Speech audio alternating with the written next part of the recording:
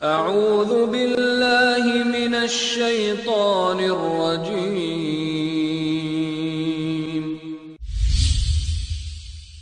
بسم اللہ الرحمن الرحیم۔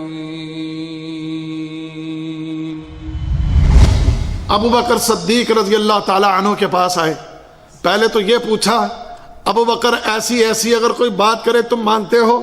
تو ابو بکر صدیق کہنے لگے یہ تو بات مانی ہی نہیں جا سکتی۔ وہ جانتے تھے کہ ابو بکر رضی اللہ تعالی عنہ محمد رسول اللہ صلی اللہ علیہ وسلم پر بڑا مضبوط ایمان رکھتے ہیں، تو اس لیے پہلے اس انداز میں بات کر کے یہ منوایا کہ یہ بات ممکن نہیں۔ تو اس کے بعد کہتے ہیں جانتے ہو یہ بات کس نے کہی ہے؟ کہتے ہیں ابو بکر کس نے کہی ہے؟ بتایا کہ یہ تمہارے دوست محمد نے کہی ہے صلی اللہ علیہ وسلم۔ ابو بکر صدیق رضی اللہ تعالی عنہ ایمان کی مضبوطی دیکھیے، نبی کریم علیہ السلام پر ایمان دیکھیے۔ کہتے ہیں اگر یہ بات انہوں نے کہی ہے تو پھر میں تصدیق کر۔ کہتے ہیں یا رسول اللہ صلی اللہ علیہ وسلم، آپ مجھے دنیا کی ہر چیز سے زیادہ محبوب ہیں، لیکن میری اپنی جو جان ہے اس سے زیادہ نہیں۔ نبی کریم علیہ السلام نے فرمایا عمر پھر ابھی تک تم مومن ہوئے ہی نہیں، اے عمر ابھی تک پھر تمہارا ایمان ناقص ہے۔ تو پھر عمر فاروق کہتے ہیں اللہ کے رسول صلی اللہ علیہ وسلم پھر سنیے، آج کے بعد آپ مجھے میری جان سے بھی زیادہ محبوب ہیں۔ اللہ کے نبی صلی اللہ علیہ وسلم نے فرمایا عمر الآن، عمر ایمان تیرا اب مکمل ہو۔ اللہ کے نبی صلی اللہ علیہ وسلم نے آواز دی صحابہ کو، کون ہے جو دفاع کے لیے آگے آتا ہے؟ انصار صحابہ میں سے ایک آگے بڑھا، کہنے لگا اللہ کے رسول صلی اللہ علیہ وسلم میں حاضر ہوں۔ فرمایا تیرے لیے جنت ہے۔ وہ آگے بڑھا، لڑتا لڑتا شہید ہو جاتا ہے۔ پھر اللہ کے نبی نے فرمایا کون ہے جو دفاع کرے؟ ایک اور انصاری صحابی آگے بڑھا، کہنے لگا اللہ کے رسول میں حاضر ہوں۔ فرمایا تیرے لیے جنت ہے۔ آگے بڑھا، وہ بھی لڑتا لڑتا شہید ہو گیا۔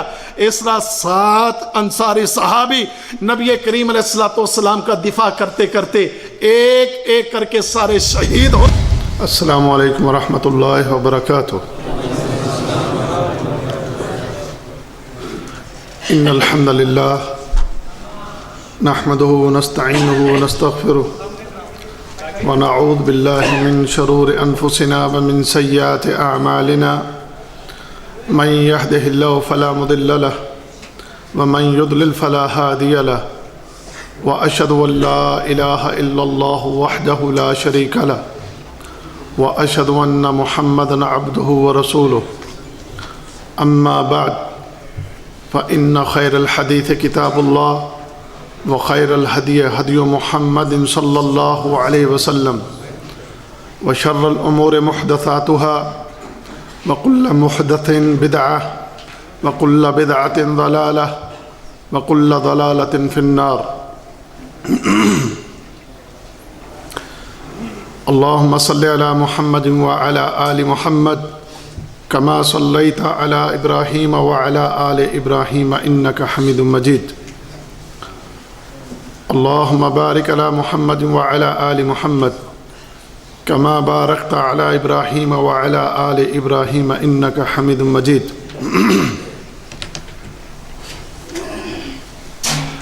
سبحانك لا علم لنا إلا ما علمتنا انک انت العلیم الحکیم۔ رب اشرح لی صدری ویسر لی امری واحلل عقدۃ من لسانی یفقہوا قولی۔ قال اللہ تبارک وتعالی اعوذ باللہ من الشیطان الرجیم فالذین آمنوا بہ وعزروہ ونصروہ واتبعوا النور الذی انزل معہ اولئک هم المفلحون۔ میرے عزیز دوستو، بھائیوں اور بزرگوں، آج امت نے نبی صلی اللہ علیہ وسلم کے حقوق کو بھلا کر ان چیزوں کو اختیار کر لیا ہے کہ جن چیزوں کا دین سے کوئی تعلق نہیں۔ ایسی چیزیں دین میں دیکھنے اور سننے کو ملتی ہیں کہ جن سے نبی صلی اللہ علیہ وسلم نے روکا، منع کیا، جنہیں مٹانے کے لیے نبی کریم علیہ السلام دنیا میں تشریف لائے تھے، امت نے انہی چیزوں کو دوبارہ زندہ کیا، انہی چیزوں کے اوپر خود بھی عمل کیا اور لوگوں کو بھی اس کی دعوت دی۔ اور نبی کریم علیہ الصلوۃ والسلام کی جو دعوت تھی، آپ کی جو بعثت کا مقصد تھا اور آپ کے جو حقوق تھے، انہیں یکسر نظر انداز کر دیا گیا الا ماشاء اللہ۔ اور بعض کام تو ایسے شروع کیے گئے کہ جس میں نبی کریم علیہ الصلوۃ والسلام کی تعلیمات کی کھلی مخالفت ہے۔ تو آج اس محفل میں، اس مجلس میں ہم آپ احباب کے سامنے سب سے پہلے تو نبی کریم علیہ الصلوۃ والسلام کے جو حقوق ہیں اسے ہم آپ کے سامنے رکھیں گے، پھر ان حقوق، اس پر صحابہ کرام کا جو عمل وہ بھی ساتھ ساتھ ہم بیان کریں گے۔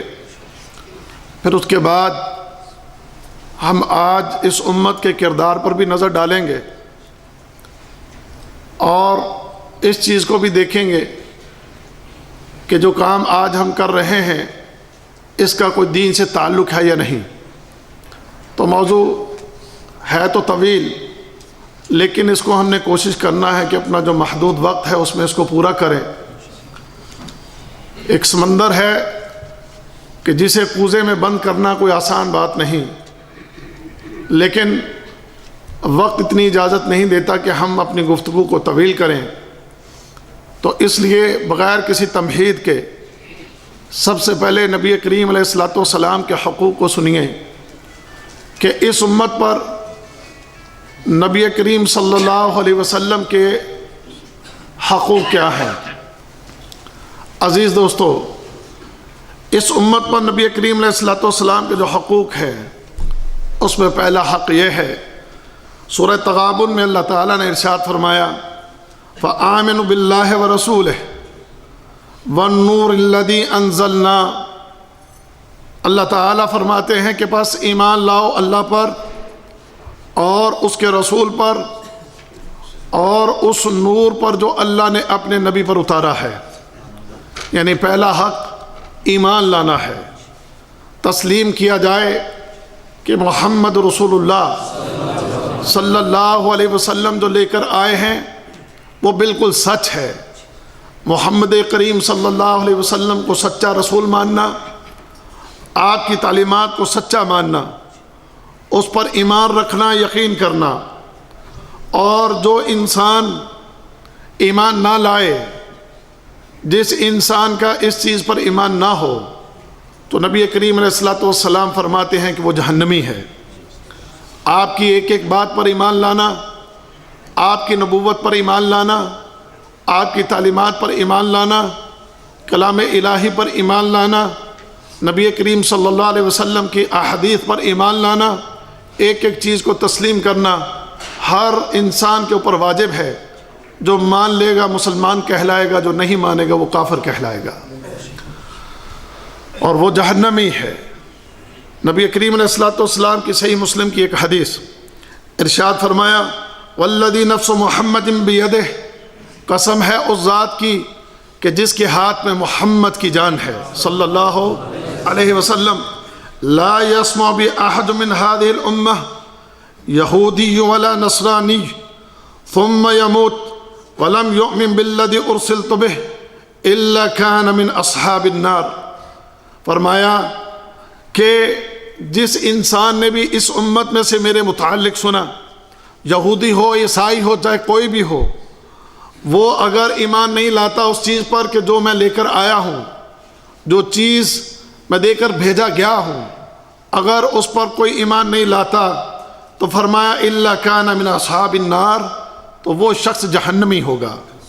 اس لیے ہر مومن، ہر مسلمان جو اپنے آپ کو مومن اور مسلمان کہتا ہے، اس پر لازم ہے کہ وہ محمد کریم صلی اللہ علیہ وسلم کی ہر بات کی تصدیق کر دے۔ تصدیق کی مثال اگر دیکھنا ہو تو ابوبکر صدیق رضی اللہ تعالی عنہ کی مثال یہاں دیکھ لیجئے۔ نبی کریم علیہ الصلوۃ والسلام کو جب آپ کا وہ اسراء اور معراج کا واقعہ، تو لوگ، مکہ کے لوگ باتیں کرنے لگے، کہنے لگے بڑی عجیب و غریب باتیں یہ کرتا ہے، یعنی محمد صلی اللہ علیہ وسلم کے متعلق، کہ آپ نے فرمایا کہ راتوں رات جو ہے میں مکہ سے بیت المقدس گیا اور رات کے اس کچھ حصے میں ہی وہاں کی سیر کر کے واپس آ گیا. عقل نہیں مانتی، دل نہیں مانتا. اس پر ایمان لانا بڑا مشکل کام ہے. ایمان لانا اتنا آسان نہیں ہے. وہ دور ایک ایسا دور تھا، کوئی جدید ترین ٹیکنالوجی کا دور نہیں تھا. جدید ترین ٹیکنالوجی میں بھی ممکن نہیں کہ آپ رات کے کچھ لمحے میں 3-4 ہزار کلومیٹر کا سفر کر کے سیر کر کے واپس آ جائیں. تو اس دور میں یہ بات کیسے مانی جا سکتی تھی؟ مکہ کے لوگ باتیں کرنے لگے، کہنے لگے یہ محمد صلی اللہ علیہ وسلم معاذ اللہ مجنون ہو گیا، دیوانہ ہو گیا. باتیں دیکھو کتنی بڑی بڑی کرتا ہے. یہ باتیں لے کر مکہ کے کچھ لوگ ابو بکر صدیق رضی اللہ تعالی عنہ کے پاس آئے. پہلے تو یہ پوچھا ابو بکر ایسی اگر کوئی بات کرے تم مانتے ہو؟ تو ابو بکر صدیق کہنے لگے یہ تو بات مانی ہی نہیں جا سکتی. وہ جانتے تھے کہ ابو بکر رضی اللہ تعالی عنہ محمد رسول اللہ صلی اللہ علیہ وسلم پر بڑا مضبوط ایمان رکھتے ہیں. تو اس لیے پہلے اس انداز میں بات کر کے یہ منوایا کہ یہ بات ممکن نہیں. تو اس کے بعد کہتے ہیں جانتے ہو یہ بات کس نے کہی ہے؟ کہتے ہیں ابو بکر کس نے کہی ہے؟ بتایا کہ یہ تمہارے دوست محمد نے کہی ہے صلی اللہ علیہ وسلم. ابو بکر صدیق رضی اللہ تعالی عنہ ایمان کی مضبوطی دیکھیے، نبی کریم علیہ السلام پر ایمان دیکھیے. کہتے ہیں اگر یہ بات انہوں نے کہی ہے تو پھر میں تصدیق کرتا ہوں. اگر یہ بات محمد کریم نے کہی ہے تو میں اس کی تصدیق. اتنا مضبوط ایمان. اور یہی مضبوط ایمان انسانوں سے مطلوب ہے کہ ہر انسان کا محمد کریم علیہ السلام پر ایمان اسی طرح کا ہو کہ وہ کوئی بات کہیں اور وہ بات تمہاری اور میری عقل میں نہ بیٹھتی ہو، وہ تیری میری عقل کے اندر ذہن میں دماغ میں دل میں نہ فٹ آتی ہو. وہ بات تیرے میرے دماغ دل میں فٹ نہ آئے، بس مان لے کہ محمد نے کہی ہے صلی اللہ علیہ وسلم تو یہ بات سچ ہے. اس کو کہتے ہیں ایمان. تو لہذا پہلا حق محمد کریم صلی اللہ علیہ وسلم کا کیا ہے کہ ہم آپ کے اوپر مکمل ایمان لے کر آئیں. میرے بھائیو، ہر حق اپنی جگہ پر یہ ہے کہ ہر حق ایک مکمل درس مانگتا ہے، لیکن اشارتاً جو ہے ان چیزوں کے اوپر بات کرتے ہوئے چلے جا رہے ہیں ہم. آگے دوسرا حق سنیے. دوسرا حق یہ ہے کہ محمد کریم صلی اللہ علیہ وسلم اس کائنات میں ہمیں سب سے زیادہ محبوب ہوں. اس کائنات میں سب سے زیادہ محبت، سب سے زیادہ پیار اس انسان کو، خاص کر اس مسلمان کو، محمد کریم صلی اللہ علیہ وسلم کے ساتھ ہونا چاہیے. سورہ توبہ ہے. سورہ توبہ میں اللہ رب العزت نے کیا ارشاد فرمایا؟ فرمایا قُلْ إِنْ كَانَ آبَاؤُكُمْ وَأَبْنَاؤُكُمْ وَإِخْوَانُكُمْ وَأَزْوَاجُكُمْ وَعَشِيرَتُكُمْ وَأَمْوَالٌ اقْتَرَفْتُمُوهَا وَتِجَارَةٌ تَخْشَوْنَ كَسَادَهَا وَمَسَاكِنُ تَرْضَوْنَهَا أَحَبَّ إِلَيْكُم مِّنَ اللَّهِ وَرَسُولِهِ وَجِهَادٍ فِي سَبِيلِهِ. فرمایا اللہ رب العزت نے کہہ دیجئے کہ اگر تمہیں تمہارے والدین، تمہارے بیٹے، تمہارے بھائی، تمہاری بیویاں، تمہارے رشتہ دار، تمہارے وہ مال جو تم کماتے ہو، تمہاری وہ تجارت کہ جس کے خسارے سے تم ڈرتے ہو، اور وہ تمہاری رہائشیں کہ جن کے اوپر تم بڑے راضی ہو، احب الیکم من اللہ ورسولہ وجہاد فی سبیلہ، اگر یہ چیزیں تمہیں اللہ کے رسول اور اللہ کی راہ میں نکلنے سے زیادہ محبوب ہیں، فتربصوا حتی یأتی اللہ بامرہ، تو پھر اس بات کا انتظار کرو کہ اللہ تم پر کوئی عذاب بھیج دے. یعنی یہ وہ چیزیں جو اللہ تعالیٰ نے یہاں پر گنی 8 چیزیں ہیں، اور یہ 8 کی 8 چیزیں انسان ان سے بڑی محبت کرتا ہے، انہیں بڑی ترجیح دیتا ہے. لیکن اللہ رب العزت نے یہ بات واضح فرما دی کہ تمہیں ان چیزوں میں سے کوئی چیز بھی اللہ سے، اللہ کے رسول سے، اللہ کے دین کا کام کرنے سے، اللہ کی راہ میں نکلنا، جہاد کرنے سے تمہیں یہ چیزیں محبوب نہ ہو، تمہیں سب سے زیادہ محبت ہو تو تمہیں ان چیزوں سے ہو، یعنی اللہ سے، اللہ کے نبی محمد رسول اللہ صلی اللہ علیہ وسلم سے، اور اللہ کی راہ میں نکلنے سے. یہ تمہیں سب سے زیادہ پیارے اور سب سے زیادہ محبوب ہونے چاہیے. سبحان اللہ. عمر فاروق رضی اللہ تعالی عنہ ایک دفعہ نبی کریم علیہ السلام سے کہتے یا رسول اللہ صلی اللہ علیہ وسلم، آپ مجھے دنیا کی ہر چیز سے زیادہ محبوب ہیں، لیکن میری اپنی جو جان ہے اس سے زیادہ نہیں. نبی کریم علیہ الصلوۃ والسلام نے فرمایا عمر پھر ابھی تک تم مومن ہوئے ہی نہیں، اے عمر ابھی تک پھر تمہارا ایمان ناقص ہے۔ تو پھر عمر فاروق کہتے ہیں اللہ کے رسول صلی اللہ علیہ وسلم پھر سنیے، آج کے بعد آپ مجھے میری جان سے بھی زیادہ محبوب ہیں۔ اللہ کے نبی صلی اللہ علیہ وسلم نے فرمایا عمر الآن، عمر ایمان تیرا اب مکمل ہوا ہے، ایمان تیرا اب مکمل ہوا ہے۔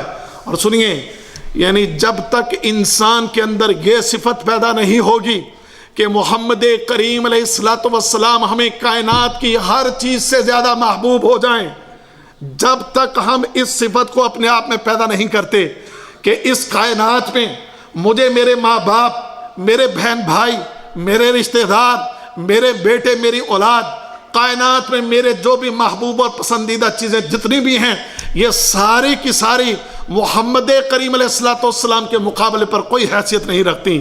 محمد کریم علیہ السلام سے پیار مجھے ان تمام چیزوں سے زیادہ ہے۔ اور یہ بات صرف زبان سے نہ ہو، یہ بات تیرے دل میں بھی ہو، یہ بات تیرے ذہن میں بھی ہو، اور تیرے یہ جسم کے اعضاء اس کی گواہی دیں، تب بات بنتی ہے۔ اگر یہ چیزیں ہوں گی تیرا ایمان مکمل ہے، اور اگر یہ چیزیں نہیں تو پھر تیرا ایمان ناقص ہے، پھر تیرا ایمان ناقص ہے۔ پھر دیکھیے محمد صلی اللہ علیہ وسلم سے محبت پھر عمر فاروق کو کتنی ہوئی رضی اللہ تعالی عنہ۔ آخری وقت ہے، آخری وقت میں جب حالت نزاع ہے تو اپنے بیٹے عبداللہ سے کہتے ہیں عبداللہ ایسا کرو، حضرت عائشہ رضی اللہ تعالی عنہ کے پاس جاؤ اور ان سے جا کر یہ نہ کہنا کہ امیر المومنین کا کوئی پیغام ہے، کہنا عمر ایک درخواست کرتا ہے، عمر کی درخواست جا کر پیش کرو۔ اس وقت امیر المومنین ہے، لیکن کہتے ہیں امیر المومنین کا لفظ استعمال نہ کرنا، حضرت عائشہ کے پاس جا کر ان سے کہنا کہ عمر کی ایک درخواست ہے۔ عمر کی درخواست کیا ہے؟ کہ نبی کریم علیہ السلام کے ساتھ دفن ہونا چاہتا ہوں، جہاں پر نبی کریم علیہ السلام اور ابوبکر صدیق رضی اللہ تعالی عنہ دفن ہیں، میں وہاں دفن ہونا چاہتا ہوں۔ حضرت عائشہ سے اس بات کی اجازت مانگو، کیونکہ آپ جانتے ہیں کہ نبی کریم علیہ السلام کس کے حجرے میں دفن تھے؟ حضرت عائشہ کے حجرے میں دفن تھے۔ تو حضرت عائشہ کو جب پیغام پہنچا تو کہتی ہیں وہ جگہ تو میں نے اپنے لیے رکھی تھی، لیکن اگر عمر کہتے ہیں تو میں ان کے لیے اس جگہ کو چھوڑتی ہوں۔ یعنی نبی کریم علیہ السلام سے اتنی محبت ہے کہ عمر فاروق جو ہیں وہ مر کے بھی پڑوس چاہتے ہیں تو محمد کریم کا چاہتے ہیں صلی اللہ علیہ وسلم۔ اب اتنی محبت اور اتنا پیار ہے۔ اللہ اکبر۔ دیگر صحابہ اکرام کے متعلق بھی سنیے۔ اللہ اکبر۔ ابوبکر صدیق رضی اللہ تعالی عنہ اور اسی طرح حضرت عباس رضی اللہ تعالی عنہ، یہ دونوں ان دنوں میں جب نبی صلی اللہ علیہ وسلم بہت بیمار تھے اور نبی کریم علیہ السلام اب مسجد میں نہیں آ رہے تھے، بستر پر لگ چکے ہیں، تو حضرت ابوبکر اور عباس یہ دونوں مدینے کی ایک گلی سے گزر رہے تھے، تو انصار کی ایک جماعت بیٹھی ہے اور وہ سب رو رہے تھے۔ تو ابوبکر صدیق نے آگے بڑھ کر ان انصار کی جماعت سے پوچھا کہ تم کیوں رو رہے ہو؟ کہنے لگے ہم نبی کریم علیہ السلام کی صحبت میں بیٹھا کرتے تھے، آپ کی مجلس میں بیٹھتے تھے، اب نبی کریم علیہ السلام ہماری محفلوں اور مجلسوں میں تشریف نہیں لاتے، وہ بیمار ہیں، اس بیماری کی وجہ سے وہ محفلیں اور مجلسیں منعقد نہیں ہو رہی کہ جن میں ہم ان کے پاس بیٹھ کر ان کی باتیں سنتے تھے۔ ہمیں نبی کریم علیہ السلام کی صحبت یاد آ رہی ہے، ہمیں اللہ کے نبی صلی اللہ علیہ وسلم کی مجلسیں یاد آ رہی ہیں، ہمیں نبی کریم علیہ السلام کی زبان اطہر سے وہ جو باتیں ہم سنتے تھے ہمیں وہ باتیں یاد آ رہی ہیں، اس لیے ہم اپنے غم کو برداشت نہیں کر پا رہے۔ وہ غم جو ہے آنسوؤں کی شکل میں ہماری آنکھوں سے جاری ہے۔ ابوبکر صدیق اور حضرت عباس بھی رونے لگتے ہیں۔ پھر اس کے بعد وہ نبی کریم علیہ السلام کے پاس آئے، اللہ کے نبی صلی اللہ علیہ وسلم بیمار ہیں، انہوں نے آ کر ابوبکر صدیق نے نبی کریم علیہ السلام کو بتایا، کہتے ہیں کہ اللہ کے رسول انصار اس طرح بیٹھے رو رہے ہیں۔ اللہ کے نبی صلی اللہ علیہ وسلم ہمت کر کے اٹھتے ہیں اور ممبر منگواتے ہیں، ممبر منگوا کر نبی کریم علیہ السلام نے اپنے سر مبارک پر کپڑا باندھا ہوا ہے۔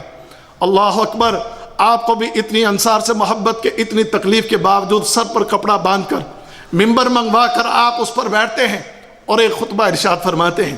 اللہ کی تعریفیں کی، اللہ کی تعریفیں کرنے کے بعد کہتے ہیں لوگوں میں تمہیں انصار کے بارے میں تمہیں وصیت کرتا ہوں، انصار میرا دل اور میرا جگر ہے، انصار میرا دل اور میرا جگر ہے۔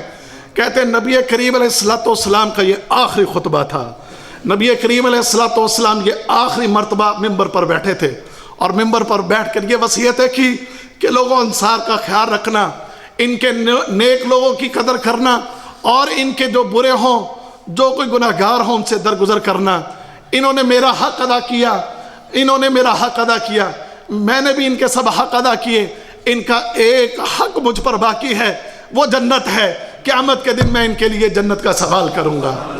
اللہ اکبر، یہ ہے دونوں گروہوں کا آپس میں، یعنی انصار کا نبی کریم سے محبت کرنا اور پھر جواباً محمد کریم کا بھی محبت کرنا۔ یعنی اگر تمہاری محبت سچی ہے تو پھر نبی کریم علیہ السلام بھی تم سے بڑی محبت کرتے ہیں۔ اللہ اکبر، تو یہ محبت ہو، اس طرح کی محبت ہو۔ اسی طرح ایک بنو دینار کی ایک عورت کا واقعہ سنیے۔ جب احد ہوئی، احد کے دن بہت سے صحابہ شہید ہوئے، 70 صحابہ شہید ہو گئے۔ تو ایک عورت، وہ اس کو جب خبر ملی کہ بہت سے لوگ شہید ہوئے ہیں، وہ آتی ہے مسلمانوں کے لشکر کے پاس اور پوچھتی ہے، کہتی ہے کہ مجھے یہ بتاؤ کہ نبی کریم علیہ السلام کیسے ہیں۔ اس عورت کو بتایا گیا کہ تیرا باپ شہید ہو گیا۔ کہتی ہے میرا باپ شہید ہو گیا، ٹھیک ہے، نبی کریم کی خبر دو۔ پھر خبر دی کہ تمہارا بھائی شہید ہو گیا۔ کہتی ہے ٹھیک ہے، میرا بھائی شہید ہو گیا، مجھے نبی کریم کی خبر دو۔ پھر خبر دی گئی کہ تیرا خاوند بھی شہید ہو گیا۔ کہتی ہے ٹھیک ہے، مجھے نبی کریم کی خبر دو۔ وہ یہ جاننا چاہتی تھی کہ محمد رسول اللہ کیسے ہے۔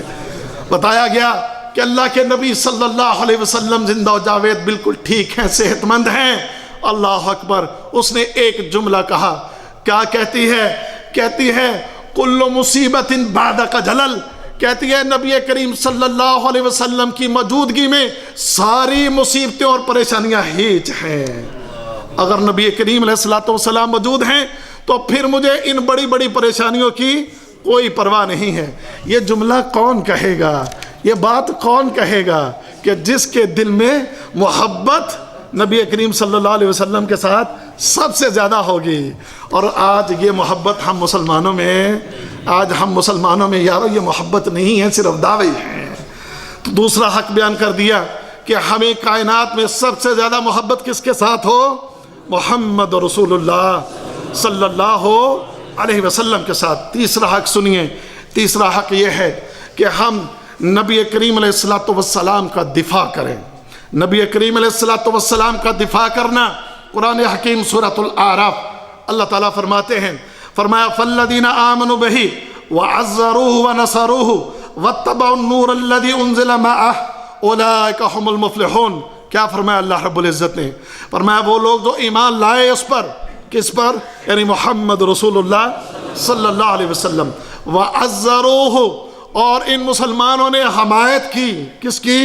یعنی محمد صلی اللہ علیہ وسلم کی، دفاع کیا، حمایت کی، وَنَصَرُوهُ، اور اس کی مدد کی، وَاتَّبَعُوا النُّورَ الَّذِي أُنزِلَ مَعَهُ، اور اتباع کی اس نور کی یعنی قرآن کی کہ جسے ہم نے محمد پر اتارا ہے۔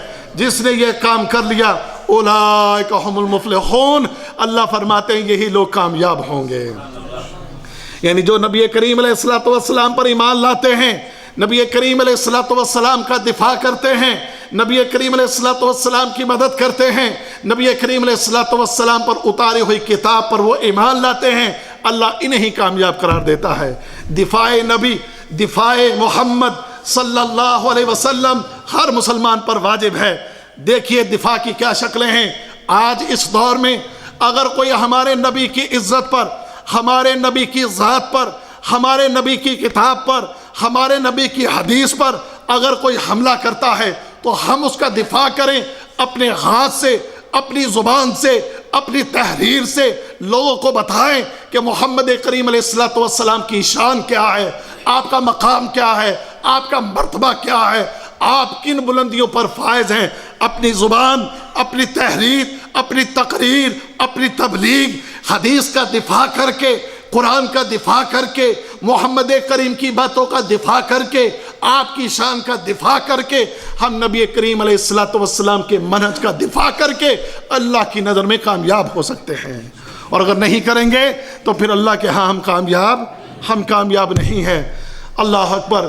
قریش نے نبی کریم علیہ السلام کے متعلق الٹی سیدھی باتیں کی، آپ کو معاذ اللہ برا بھلا کہا۔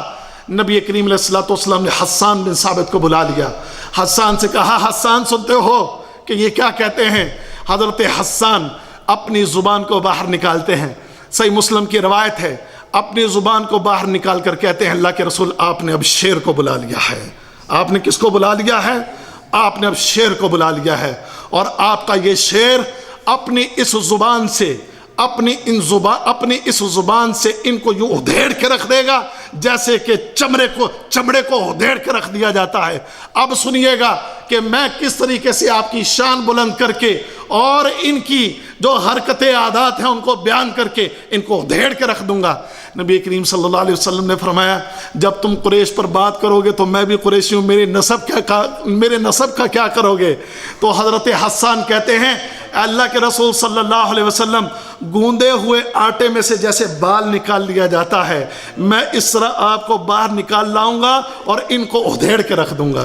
یعنی پھر اس طریقے سے حسان بن ثابت نے، صحیح مسلم میں وہ اشعار بھی ہیں، ایک لمبی نظم ہے جو انہوں نے کہیں، وقت نہیں کہ میں اس تفصیل میں جاؤں کہ کس طریقے سے انہوں نے پھر نبی کریم علیہ السلام کی شان کا دفاع کیا، آپ کے مقام اور آپ کے مرتبے کا دفاع کیا، اور قریش کو ان کی اصلیت اور ان کی حقیقت ان کے سامنے کھول کر رکھ دی۔ جیسے آج یہود و نصارہ، آج کے کافر نبی کریم علیہ السلام کی شان میں گستاخیاں کرتے ہیں، پھر ہمارا حق بنتا ہے ہم نبی کریم کی شان کو بیان کریں اور ان ظالموں کی حقیقت کو ان کے سامنے کھول کر رکھ دیں۔ اس طریقے سے نبی کریم علیہ السلام کی ذات کا دفاع کرنا یہ مسلمانوں پر اللہ کے نبی کا حق ہے۔ اللہ اکبر۔ اسی طرح اپنی جان دے کر بھی صحابہ کرام نے نبی کریم صلی اللہ علیہ وسلم کا دفاع کیا۔ احد کے میدان میں آپ جانتے ہیں کہ مسلمانوں کو بہت بڑا نقصان ہوا۔ اب اس نقصان کے وقت میں اللہ کے نبی صلی اللہ علیہ وسلم ایک جگہ کھڑے ہیں کہ کافروں کا لشکر آپ کی طرف لپکتا ہے۔ اللہ کے نبی صلی اللہ علیہ وسلم نے آواز دی صحابہ کو، کون ہے جو دفاع کے لیے آگے آتا ہے؟ انصار صحابہ میں سے ایک آگے بڑھا، کہنے لگا، اللہ کے رسول صلی اللہ علیہ وسلم میں حاضر ہوں۔ فرمایا، تیرے لیے جنت ہے۔ وہ آگے بڑھا، لڑتا لڑتا شہید ہو جاتا ہے۔ پھر اللہ کے نبی نے فرمایا، کون ہے جو دفاع کرے؟ ایک اور انصاری صحابی آگے بڑھا، کہنے لگا، اللہ کے رسول میں حاضر ہوں۔ فرمایا، تیرے لیے جنت ہے۔ آگے بڑھا، وہ بھی لڑتا لڑتا شہید ہو گیا۔ اس طرح 7 انصاری صحابی نبی کریم علیہ السلام کا دفاع کرتے کرتے ایک ایک کر کے سارے شہید ہو جاتے ہیں، شہادت دے جاتے ہیں اور اللہ کی جنتوں کے وارث بن جاتے ہیں۔ یعنی اپنی جانیں دے کر انہوں نے نبی کریم صلی اللہ علیہ وسلم کی ذات کا، آپ کی ذات کا دفاع کیا۔ تو لہذا مسلمانوں پر نبی کریم علیہ السلام کا یہ حق ہے کہ ہم آپ کی ذات کا، آپ کی شان کا، آپ کے مقام کا، آپ کے مرتبے کا دفاع کریں۔ اب چوتھا حق سنیں۔ اللہ اکبر۔ سورۃ الحدید اللہ تعالیٰ ارشاد فرماتے ہیں، فرمایا، وَلِيَعْلَمَ اللَّهُ مَن يَنصُرُهُ وَرُسُلَهُ بِالْغَيْبِ إِنَّ اللَّهَ قَوِيٌّ عَزِيزٌ۔ فرمایا اللہ رب العزت جو ہے یہ جاننا چاہتا ہے، دیکھنا چاہتا ہے کہ کون اللہ کی اور اللہ کے نبی کی، اللہ کے نبیوں، اللہ کے رسولوں کی بن دیکھے جو ہے وہ مدد کرتا ہے۔ یعنی جو دین اللہ رب العزت کا، اللہ کے نبی، اللہ کے رسول لے کر آئے ہیں، اس دین کی مدد کرنا، اس دین کی، اس کی مدد کرنا، اس کی حفاظت کرنا، یہ ہر مسلمان کے اوپر جو ہے وہ واجب ہے۔ یعنی ہمیں دین اسلام دیا گیا ہے، اس دین اسلام کی حفاظت کرنا یہ ہر مسلمان کا حق ہے۔ آپ جانتے ہیں کہ مسلمانوں نے اللہ کے اتارے ہوئے اس دین کی کس طرح حفاظت کی۔ احد کے میدان میں ہاتھوں میں کچھ بھی نہیں تھا، ہاتھ خالی تھے، خالی ہاتھ میدانوں میں اتر کر ان 313 نے اللہ کے دین کی حفاظت کی۔ محمد کریم صلی اللہ علیہ وسلم جو شریعت لے کر آئے تھے اس شریعت کی انہوں نے حفاظت کی، خندق کے میدان میں حفاظت کی۔ اور اسی طرح آپ جانتے ہیں اللہ کے دین کی حفاظت کرنے کے لیے تبوک کی طرف جب جانے لگے تو نبی کریم علیہ الصلوۃ نے اعلان کیا، فرمایا آج اللہ کے دین کی حفاظت کے لیے تمہاری جانوں اور تمہارے مال کی ضرورت ہے۔ تو اس وقت آپ جانتے ہیں اس دین کی حفاظت کرنے کے لیے لوگوں نے جہاں پر اپنی جانیں پیش کر دی تھی وہیں پر اپنے گھر کا پورا سامان لا کر دے دیا تھا۔ ابو بکر صدیق نے اپنے گھر کا پورا سامان لا کر دے دیا، عمر فاروق نے اپنے گھر کا آدھا سامان لا کر دے دیا، اور جو غریب اور مسکین تھا اس نے دیکھا دینے کے پاس کچھ بھی نہیں ہے، وہ مزدوری کرنے چلا گیا کہ مزدوری کروں گا کما کر اس مزدوری کا آدھا حصہ میں اللہ کے دین کی حفاظت کے لیے دے دوں گا۔ اللہ اکبر۔ دین کی حفاظت کرنے کے لیے میرے بھائیوں، تبلیغ کرنے کے لیے صحابہ کرام پوری دنیا کے اندر پھیل گئے۔ دین کی حفاظت کرنے کے لیے صحابہ کرام قرآن حکیم کو لے کر نبی کریم صلی اللہ علیہ وسلم کے آپ کی احادیث کو لے کر لوگوں کے دروازوں تک گئے، لوگوں کے شہروں میں گئے، لوگوں کی بستیوں میں گئے، لوگوں کے گھر گھر پہنچے اور انہیں وہاں جا کر اللہ کا قرآن پہنچایا، نبی کریم علیہ السلام کی احادیث پہنچائیں۔ اس لیے وہ چاہتے تھے کہ اللہ کا دین غالب آ جائے، اللہ کے دین کو گھر گھر پہنچا دیا جائے، اللہ کے دین کی نشر و اشاعت کر دی جائے، تاکہ اس طریقے سے جب لوگوں کے پاس زیادہ سے زیادہ اللہ کا دین پہنچے گا تو اس طرح پھر اللہ کے دین کی حفاظت ہوگی۔ تو اللہ کے دین کی حفاظت کے لیے اپنی جانیں پیش کی، اپنے مال پیش کیے، اپنی تقریروں اور اپنی تبلیغوں کے ذریعے انہوں نے اللہ کے دین کی حفاظت کی۔ اسی طرح میرے بھائیوں، پانچواں حق محمد کریم صلی اللہ علیہ وسلم کا اس امت کے اوپر وہ کیا ہے؟ اللہ تعالیٰ فرماتے ہیں اِنَّا أَرْسَلْنَاكَ شَاهِدًا وَمُبَشِّرًا وَنَذِيرًا۔ اللہ تعالیٰ نے فرمایا بے شک ہم نے آپ کو شاہدہ گواہ بنا کر بھیجا، وَمُبَشِّرًا خوشخبری دینے والا بنا کر بھیجا، وَنَذِيرًا اور ڈرانے والا بنا کر بھیجا۔ آگے فرمایا لِتُؤْمِنُوا بِاللَّهِ وَرَسُولِهِ تاکہ تم ایمان لے آؤ اللہ پر، اللہ کے رسول پر، وَتُعَزِّرُوهُ وَتُوَقِّرُوهُ فرمایا تاکہ تم اس کی مدد کرو اور اس کا ادب کرو، اور اس کا ادب کرو۔ یعنی اس آیت میں مسلمانوں کے اوپر نبی کریم صلی اللہ علیہ وسلم کا جو حق بیان کیا وہ یہ کہ مسلمانوں کے اوپر یہ ضروری ہے اللہ اور اللہ کے رسول پر ایمان لانا، بات ہو گئی۔ نبی کریم صلی اللہ علیہ وسلم کی آپ کی حمایت کرنا، مدد کرنا، بات ہو گئی۔ اب جو بات ہے وہ وَتُوَقِّرُوهُ کہ تم اس کا ادب کرو، تم اس کا ادب کرو۔ یہ ہر امتی کے اوپر محمد رسول اللہ صلی اللہ علیہ وسلم کا حق ہے آپ کا ادب کرنا۔ اب آپ کا ادب کیا ہے؟ آپ کا ادب یہ ہے کہ جب آپ کوئی بات کریں تو آپ کی آواز سے اونچی آواز کسی کی نہ ہو، کسی کی آواز۔ جب نبی کریم علیہ السلام بات کریں لا ترفعوا اصواتکم، تم اپنی آواز کو فوق صوت النبی، نبی کریم صلی اللہ علیہ وسلم کی بات کے اوپر تمہاری آواز جو ہے وہ بلند نہیں ہونی چاہیے۔ جب اللہ کے نبی صلی اللہ علیہ وسلم کی بات بھی ہو رہی ہو تو تب بھی سننے والے کو خاموش رہنا چاہیے۔ جیسے میں بعض سلف صالحین کا پڑھ رہا تھا، وہ کہتے ہیں کہ وہ جب نبی کریم علیہ السلام کی حدیث کو بیان کر رہے ہوتے یا اللہ کا قرآن یا نبی کریم صلی اللہ علیہ وسلم کی حدیث کو بیان کر رہے ہوتے تو کوئی بولتا تو اس کو کہتے خاموش رہو، تم سنتے نہیں، ہم کس کی باتیں سنا رہے ہیں۔ اور جیسے یہاں بھی اکثر ہمارے بھائی، میں کہا کرتا ہوں نا کہ یار جب یہ درس ہو رہا ہوتا ہے تو آپس میں بات نہ کیا کرو، موبائل نہ بجنے چاہیے تمہارے، اور تم آپس میں ادھر ادھر گفتگو نہ کیا کرو، ادھر ادھر دھیان نہ کیا کرو، توجہ کے ساتھ، وقار کے ساتھ، سکینت کے ساتھ۔ اللہ کی قسم میں جب یہ پڑھ رہا تھا، اس کا موضوع تیار کر رہا تھا، میں نے سلف صالحین کے بارے میں پڑھا، کہتے ہیں وہ اپنے درس میں وہ لوگوں کو کہا کرتے تھے یہ بات ہماری نہیں ہے، یہ بات اللہ اور اللہ کے رسول کی ہے۔ جب بات اللہ اور اللہ کے رسول کی ہو تو تمہیں اس بات کی اجازت نہیں ہے کہ تم آپس میں بیٹھ کر بات کرو، اور جب تک بات مکمل نہ ہو جائے تمہیں اجازت نہیں ہے کہ تم اپنی بات کرو۔ تو ہم صحیح کہتے ہیں آپ کو کہ اللہ کے بندو جب یہ باتیں ہو رہی ہوں، دین کی باتیں ہو رہی ہوں، تو خاموشی کے ساتھ بیٹھا کرو، توجہ کے ساتھ اور دھیان کے ساتھ بیٹھا کرو۔ تو لہذا ادب کرنا محمد رسول اللہ صلی اللہ علیہ وسلم کا کہ تمہاری آوازیں بلند نہ ہو۔ اب اگر کوئی نبی کریم علیہ السلام کی حدیث کے مقابلے میں اپنا قول لے آتا ہے، کسی امام کا قول لے آتا ہے، کسی پیر فقیر کی بات کو لے آتا ہے یا اپنے کسی اور امام کی بات کو لے آتا ہے تو کیا یہ اللہ کے رسول کا ادب کر رہا ہے؟ اللہ کی قسم، عمر فاروق رضی اللہ تعالیٰ عنہ جیسے کہ جن کو نبی کریم علیہ السلام نے فرمایا تھا کہ عمر، شیطان بھی جب تیری راہ دیکھ لیتا ہے، تیرے قدموں کی چاپ جب سن لیتا ہے تو شیطان اس راہ کو چھوڑ دیتا ہے، وہ عمر بھی جب کبھی کوئی بات کہی، کسی سامنے والے نے اگر کہہ دیا کہ اے عمر، ہم نے تو اللہ کے رسول صلی اللہ علیہ وسلم کو ایسے کہتا نہیں سنا، بلکہ اللہ کے نبی صلی اللہ علیہ وسلم کا فتویٰ تو اس کے متعلق یہ ہے، تو عمر فاروق کہتے تھے میری بات کو چھوڑ دو، محمد رسول اللہ کی بات کو لے لو صلی اللہ علیہ وسلم۔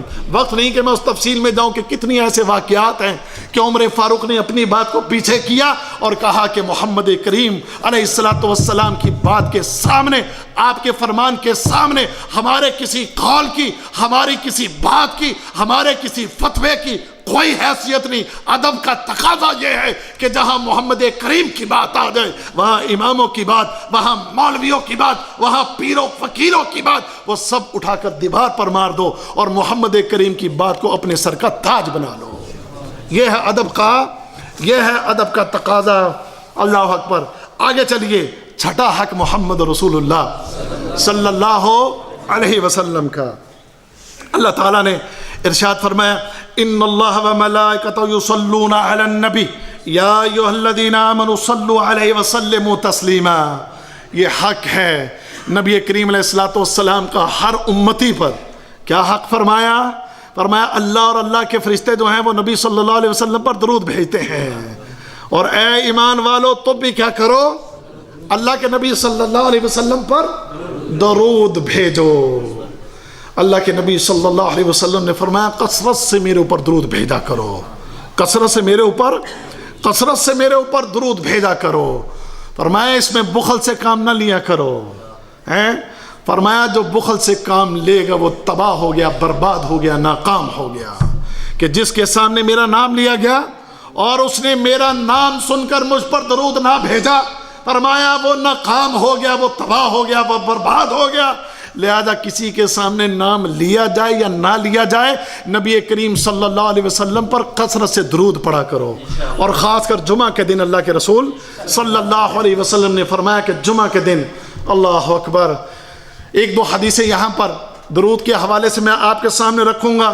ایک نسائی شریف کی روایت ہے، نبی کریم علیہ السلام نے فرمایا من صلی علیہ صلاۃ واحدہ صلی اللہ علیہ عشر صلوات، جس کسی نے میرے اوپر ایک دفعہ درود بھیجا، جس کسی نے میرے اوپر ایک دفعہ درود بھیجا، اللہ رب العزت اس پر 10 رحمتیں نازل کرتا ہے۔ اللہ تعالیٰ اس پر 10 رحمتیں نازل کرتا ہے، ایک رحمت نہیں 10 رحمتیں۔ تم نبی کریم صلی اللہ علیہ وسلم پر ایک دفعہ درود پڑھو گے، اللہ تم پر 10 رحمتیں بھیج دے گا۔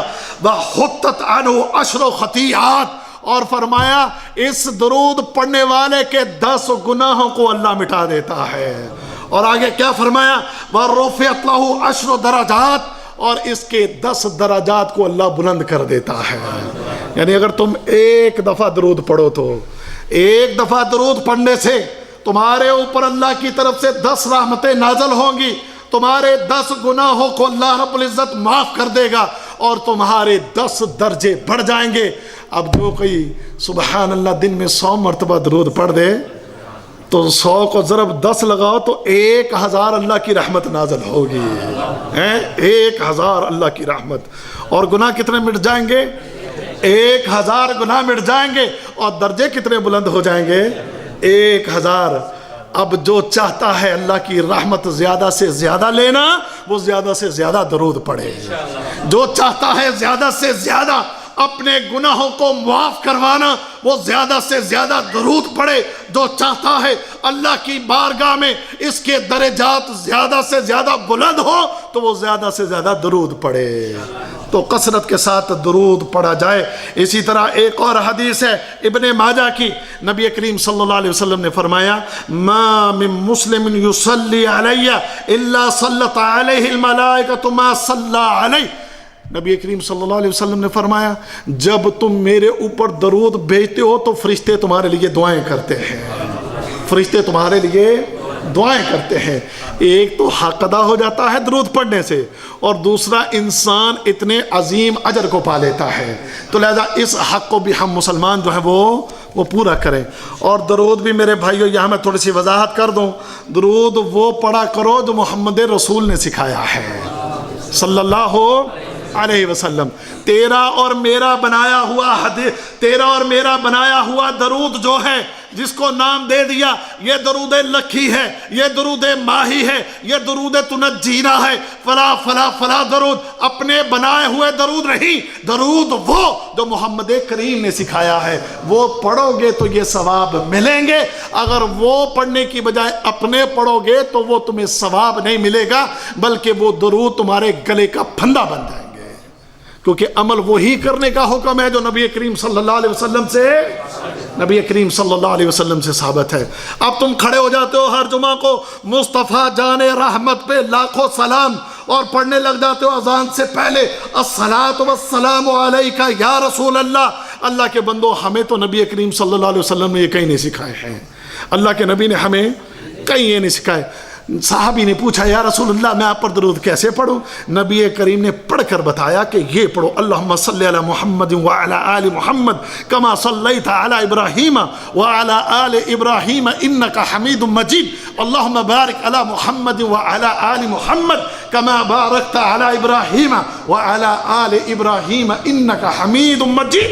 جو اجر اور ثواب اس درود کو پڑھنے سے ملے گا، باقی درود کو پڑھنے سے وہ اجر اور ثواب تجھے، کیونکہ جو نبی نے سکھایا ہے اصل وزنی وہی ہے. تو یہ حق ہے ہمارے اوپر کہ ہم درود بھیجیں. 7واں حق اللہ رب العزت فرماتا ہے لَقَدْ كَانَ لَكُمْ فِي رَسُولِ اللَّهِ أُسْوَةٌ حَسَنَةٌ. اب یہ 2 حق اور میں نے بیان کرنے ہیں، پھر بات اگلی کریں گے ہم. اب ذرا جاگنا ہے. میں نے یہ دونوں دانستہ آخر میں رکھے ہیں کہ جو بھائی لیٹ آنے کی جن کی عادت ہے وہ بھی ذرا شامل ہو جائیں اس میں. اللہ رب العزت نے کیا فرمایا کہ تمہارے لیے محمد رسول اللہ صلی اللہ علیہ وسلم بہترین نمونہ ہے، کامل نمونہ ہے. آپ نے جو بھی کام کرنا ہے، جو بھی آپ نے عبادت کرنی ہے، آپ کا حسن معاشرت کا معاملہ، آپ کی عبادت کا معاملہ، آپ کی دنیا میں خوشی اور غمی کے معاملات، ان تمام چیزوں میں تم نے رول ماڈل کس کو بنانا ہے؟ محمد کریم صلی اللہ علیہ وسلم کو. کیونکہ کامل ترین نمونہ وہ صرف اور صرف محمد رسول اللہ صلی اللہ علیہ وسلم ہے. وہ ہستی ہیں کہ جن سے کوئی غلطی نہیں ہوئی. وہ ہستی ہیں کہ جن پر آسمانوں سے وحی نازل ہوئی ہے.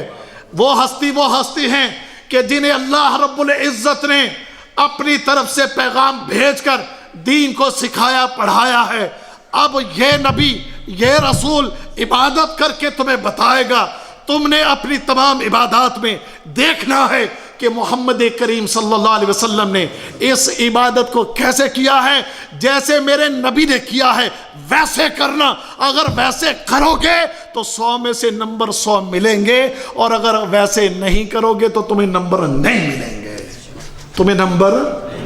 ملیں گے. یعنی کامل نمونہ. نماز کیسے پڑھنی ہے، کس کو دیکھنا ہے؟ محمد رسول اللہ صلی اللہ علیہ وسلم کو. میں نے حج کیسے کرنا ہے، کس کو دیکھنا ہے؟ نبی کریم صلی اللہ علیہ وسلم کو. آپ کا زکوٰۃ دینے کے معاملے میں آپ کا حکم کیا ہے، کس کو دیکھنا ہے؟ محمد رسول اللہ صلی اللہ علیہ وسلم کو. آپ کے شادی کے معاملات، ڈھول باجا بین، موسیقی، ناچنا گانا ہے، یہ طریقہ ہے نبی کریم علیہ السلام کا طریقہ. آپ کا شادی کا معاملہ، آپ کے ہاں غم ہوتے، آپ کے ہاں پریشانیاں ہوتی، وفات ہوتی تو وفات ہونے پر کھل خانی، ساتہ دسواں، چہلم، یہ بھی کرنا ہے؟ نہیں. نبی کریم صلی اللہ علیہ وسلم سے ایسا کچھ بھی نہیں. وفات کے موقع پر، شادی کے موقع پر، اسی طرح عبادت کے معاملات، ایک ایک چیز میں مسلمانوں تم نے اپنے لیے اگر رول ماڈل بنانا ہے تو وہ محمد رسول اللہ صلی اللہ علیہ وسلم کو بنانا ہے. آپ نے یہ دیکھنا ہے کہ اللہ کے نبی صلی اللہ علیہ وسلم آپ کس طریقے سے نماز پڑھتے، آپ کا روزہ رکھنے کا اس کے متعلق آپ کی نصیحت وصیت کیا ہے، حج کے متعلق آپ کے طریقے، آپ کا طریقہ کیا ہے، دیگر عبادات کے تمام معاملات اس میں آپ نے تربیت کیا کی ہے، تمام چیزوں میں کامل نمونہ وہ صرف محمد رسول اللہ صلی اللہ علیہ وسلم۔ یہ نہیں میرا حنفی مذہب یہ کہتا ہے، یہ نہیں میرا مالکی مذہب یہ کہتا ہے، یہ نہیں امام مالک رول ماڈل ہیں، یہ نہیں امام شافعی، امام احمد بن حنبل، فلاں امام وہ میرے لیے رول ماڈل ہے۔ نہیں، اسلام میں یہ نہیں ہے۔ تمہارے لیے اگر کامل نمونہ ہے تو وہ صرف محمد رسول اللہ صلی اللہ علیہ وسلم ہے۔ اللہ اکبر۔ صحابہ نبی کریم علیہ الصلوۃ والسلام کی اداؤں کو دیکھا کرتے تھے، آپ کی اداؤں کو دیکھتے اور جیسی جیسی آپ کی ادائیں ہوتے ویسی ویسی ادائیں اختیار کرنے کی کوشش کیا کرتے تھے۔ اس حد تک نبی کریم علیہ الصلوۃ والسلام کو انہوں نے اپنے لیے رول ماڈل بنا رکھا تھا۔ ان کے لیے ان کی جو ماڈل شخصیت، ان کے لیے جو سب سے بہترین کامل نمونہ، ان کے لیے جو ان کے اصل، ان کی جیسے ہمارے کہتے ہیں نا آپ کی پسندیدہ شخصیت کون سی ہے، آپ کے لیے کون سی شخصیت پسندیدہ ہے، تو صحابہ کے لیے سب سے زیادہ پسندیدہ شخصیت کون سی تھی؟ محمد رسول اللہ صلی اللہ علیہ وسلم۔ ہم سے پوچھا جائے گا تو ہم بھی کچھ تو کہیں گے، ہماری پسندیدہ شخصیت محمد رسول اللہ صلی اللہ علیہ وسلم ہے، اور کچھ تو کہہ بھی دیتے ہیں میرا پسندیدہ فلاں، میرا فیورٹ فلاں ہے، میرا فیورٹ فلاں ہے۔ کسی کنجر کا نام لے دیتے ہیں، کسی کافر کا نام لے دیتے ہیں، کبھی کسی بے دین کا نام لے دیتے ہیں۔ میرا فیورٹ، میرا پسندیدہ، میری پسندیدہ شخصیت فلاں ہے۔ اب میں دونوں کی بات کروں، اگر کسی نے پسندیدہ شخصیت محمد کریم صلی اللہ علیہ وسلم کو بھی کہا ہے تو اس کی عملی زندگی میں ہمیں وہ چیز نظر نہیں آتی ہے۔ صحابہ کو ذرا دیکھیے گا، اللہ اکبر۔ عمر فاروق رضی اللہ تعالیٰ عنہ کا بیٹا عبداللہ، عمر فاروق کا بیٹا عبداللہ ہمیشہ ایک جگہ سے گزرتا، اپنی سواری کو کھڑا کرتا، سواری کو کھڑا کرنے کے ایک ہی مخصوص جگہ وہاں جا کر بیٹھتا اور پھر وہاں سے آ جاتا۔ غلام نے ایک دفعہ پوچھا کہ حضرت آپ اس جگہ سے جب بھی گزرتے ہیں اپنی اونٹنی کو یہاں کھڑا کر کے وہاں جا کر ضرور آپ بیٹھتے ہیں، پتہ نہیں آپ کو ضرورت بھی ہوتی ہے وہاں جا کر بیٹھنے کی کہ نہیں، تو ایسا کیوں کرتے ہیں؟ کہتے میں اصل میں ایک دفعہ نبی کریم صلی اللہ علیہ وسلم کے ساتھ سفر میں تھا تو یہیں سے ہم گزرے تھے، میں نے اللہ کے رسول صلی اللہ علیہ وسلم کو اسی جگہ پر اونٹنی کھڑے کرتے ہوئے دیکھا، اور یہاں اونٹنی کھڑی کر کے نبی کریم علیہ الصلوۃ والسلام میری نظروں کے سامنے گئے اور آپ وہاں جا کر بیٹھے۔ اب میں جب بھی یہاں سے گزرتا ہوں مجھے آپ کی یاد آ جاتی ہے، تو میں کیا کرتا ہوں، میں بھی اپنی اونٹنی وہیں کھڑی کرتا ہوں جہاں اللہ کے نبی صلی اللہ علیہ وسلم نے کھڑی کی تھی، اور میں بھی ادھر ہی جا کر بیٹھتا ہوں جدھر اللہ کے نبی جا کر بیٹھے تھے صلی اللہ علیہ وسلم۔ کیوں ایسا کرتے تھے؟ کیونکہ پسندیدہ شخصیت۔ اللہ اکبر۔ سونا ابھی اللہ نے حرام قرار نہیں دیا، ابھی اللہ نے سونا حرام قرار نہیں دیا۔ نبی کریم صلی اللہ علیہ وسلم نے سونے کی انگوٹھی پہن لی، اللہ کے نبی نے سونے، صحیح بخاری میں نبی کریم صلی اللہ علیہ وسلم نے سونے کی انگوٹھی پہن لی۔ صحابہ نے دیکھا اللہ کے نبی نے سونے کی انگوٹھی پہنی ہے، صحابہ نے بھی سونے کی انگوٹھیاں پہن لی، بنوا کر پہن لی، سونے کی انگوٹھیاں بنوا کر صحابہ نے بھی پہن لی۔ کیوں؟ کیونکہ ان کی پسندیدہ شخصیت نے ایسا کیا تو وہ بھی، انہوں نے بھی فوراً انگوٹھیاں بنوائیں، جو بنوا سکتے تھے انہوں نے بنوا کر انہوں نے بھی سونے کی انگوٹھیاں اپنی انگلیوں میں پہن لی۔ اللہ کے نبی نے دیکھا کہ بھی انہوں نے بھی سونے کی انگوٹھیاں پہن لی ہیں، ذرا دیکھتے جائیے گا شخصیت، اور دیکھیے گا شخصیت سے محبت، اور دیکھیے گا ان کے لیے رول ماڈل، ان کی دیکھیے پسندیدہ شخصیت۔ نبی کریم علیہ الصلوۃ والسلام نے ایک دن اتار کر پھینک دی، نبی کریم صلی اللہ علیہ وسلم نے ایک دن اتار کر پھینک دی، تو جنہوں نے پہنی ہوئی تھی انہوں نے دیکھا اللہ کے رسول نے اتار کر پھینک دی، انہوں نے بھی سب نے اتار کر پھینک دی، ان سب نے، صحیح بخاری میں واقعہ، انہوں نے بھی اتار کر سب نے پھینک دی۔ یہ نہیں پوچھا اللہ کے رسول ابھی اتنے پیسے ہم نے سونے کی انگوٹھی پر لگائے ہیں، اللہ کی قسم دیکھیں ان کے نزدیک ان کی پسندیدہ شخصیت، ان کی فیورٹ شخصیت، وہ جو کرتی ہے جیسا کرتی ہے ان کی عمل کو دیکھتے ہیں اور ان کی عمل کو دیکھ کر خود بھی ویسا ہی عمل کرنے کی کوشش کرتے ہیں، خود بھی ویسے عمل کرنے کی کوشش کرتے ہیں۔ اس کے بعد نبی کریم صلی اللہ علیہ وسلم نے چاندی کی بنوا لی، نبی کریم صلی اللہ علیہ وسلم نے چاندی کی بنوا لی، چاندی کی بنوا کر پہن لی۔ صحابہ نے دیکھا کہ آپ نے چاندی کی بنا کر پہن لی ہے، وہ جو خرید سکتے تھے چاندی انہوں نے بھی خرید کر چاندی کی انگوٹھیاں پہن لی، انہوں نے بھی چاندی کی انگوٹھیاں انہوں نے پہن لی۔ ایک دن اللہ کے رسول نے وہ بھی اتار کر پھینک دی، تو صحابہ نے بھی چاندی کی انگوٹھیاں اتار کر پھینک دی۔ یعنی اس حدیث سے ہمیں سبق کیا ملتا ہے کہ صحابہ کے نزدیک پسندیدہ شخصیت کون، اور آپ جو کرتے وہ ادا اختیار کرنے کی ہیں۔ ایک بندے کو دیکھو، تھوڑا سا لگاؤں اب یہاں پر اپنے بیلیوں دوستوں کو بھی تھوڑا سا رگڑا۔ اللہ اکبر، میرا نبی چہرے پر کیا رکھتا تھا؟ تو سارے صحابہ نے رکھی تھی، سارے صحابہ نے رکھی تھی۔ کیوں رکھی تھی؟ کیوں رکھی تھی؟ ہمارے نبی محمد رسول اللہ صلی اللہ علیہ وسلم کی داڑھی ہے، ہم بھی رکھیں گے۔ اللہ کی قسم کوئی ایک صحابی بھی ثابت کرو حدیث سے، کسی ایک روایت سے ثابت کرو کہ کسی ایک صحابی کا بھی چہرہ مونڈا ہوا تھا۔ اللہ کی قسم میں بھی مونڈ دوں گا، جاؤ اگر کسی ایک صحابی سے بھی ثابت کر دو۔ وہ سارے صحابہ نے رکھی۔ کیوں رکھی؟ کیونکہ ان کی پسندیدہ شخصیت نے رکھی ہوئی تھی۔ علماء بیٹھے کیوں جی ہیں، اور رول ماڈل ہمارے نبی نے۔ سبحان اللہ۔ اب میری بات سنیے گا، اس مونڈے ہوئے نے، غصہ ممکن ہے آپ کو لیکن بات آج میں کھول کر کروں گا، اس مونڈے ہوئے نے اپنے لیے رول ماڈل کس کو بنایا ہوا ہے؟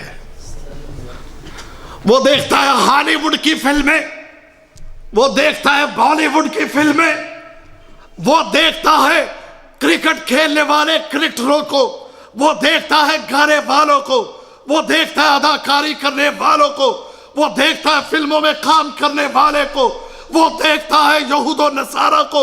اس کا رول ماڈل محمد کریم نہیں ہے۔ اس نے رول ماڈل کس کو بنا رکھا ہے؟ اس نے رول ماڈل ان کو بنا رکھا ہے کہ جو محمد کریم کے دشمن ہیں صلی اللہ علیہ وسلم۔ اس نے رول ماڈل کس کو بنا رکھا ہے؟ اس نے رول ماڈل انہیں بنا رکھا ہے جو دین کے دشمن، جو قرآن کے دشمن، جو مسجد کے دشمن، جو مسلمان کے دشمن، جو اسلام کے دشمن، جو قرآن کے دشمن، جو حدیث کے دشمن۔ اس نے اپنے لیے رول ماڈل انہیں بنا رکھا ہے، اس نے محمد کریم کو اپنے لیے رول ماڈل نہیں بنا رکھا،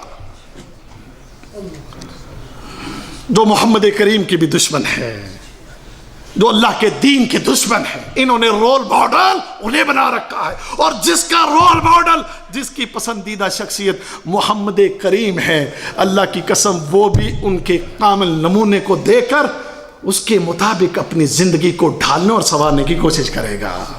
امت پر یہ حق ہے، امت پر یہ حق ہے، کس کا؟ محمد رسول اللہ صلی اللہ علیہ وسلم کا، کہ ہم کس کو رول ماڈل بنائے اپنے لیے؟ تیری میری پسندیدہ شخصیت کون ہو؟ صرف زبان سے یا اپنے عمل سے بھی؟ اللہ کرے یا اللہ، میں نے یہ چند کلمات یہاں کہے ہیں، ویسے پورا گھنٹہ اسی پر ایک درس ہو سکتا ہے۔ جتنی باتیں کہیں یا اللہ انہی باتوں کو میرے مسلمان بھائیوں کے دلوں میں اتار دے کہ یہ سمجھ لیں کہ یہ اللہ کے رسول کا ہم پر حق ہے کہ ہم اللہ کے نبی صلی اللہ علیہ وسلم کی زندگی کو اپنی زندگی کے لیے کامل نمونہ سمجھتے ہوئے ویسا رنگ ڈھنگ عمل اس چیز کو ہم اختیار کریں۔ اللہ ہم سب کو توفیق دے۔ اب آئیے 8واں حق نبی صلی اللہ علیہ وسلم، اور یہ آخری حق بیان کرنے لگا ہوں، اس کے آگے پھر کچھ اور چیزیں جس کی طرف مجھے آپ کو لانا ہے، وہ 8واں حق اور بھی بہت سے ہیں لیکن محدود وقت میں وہ ساری چیزیں بیان نہیں ہو سکتی۔ 8واں حق اللہ تعالیٰ فرماتا ہے وَمَن يُطِعِ اللَّهَ وَرَسُولَهُ فَقَدْ فَازَ فَوْزًا عَظِيمًا، جس نے اللہ اور اللہ کے رسول کی اطاعت کی وہ عظیم ترین کامیابی پا گیا۔ یعنی عظیم ترین کامیابی کا انحصار اس بات پر ہے اللہ اور اللہ کے رسول کی اطاعت کی جائے، اور جو اطاعت نہیں کرتا وہ کامیاب نہیں ہے۔ تو اس لیے ہم پر یہ حق ہے کہ ہم اللہ اور اللہ کے رسول صلی اللہ علیہ وسلم کی اطاعت کریں۔ اللہ اکبر۔ نبی کریم علیہ السلام نے فرمایا کل امتی یدخلون الجنہ الا من ابا، میری ساری امت جنت میں جائے گی لیکن وہ نہیں جائے گا جس نے انکار کیا۔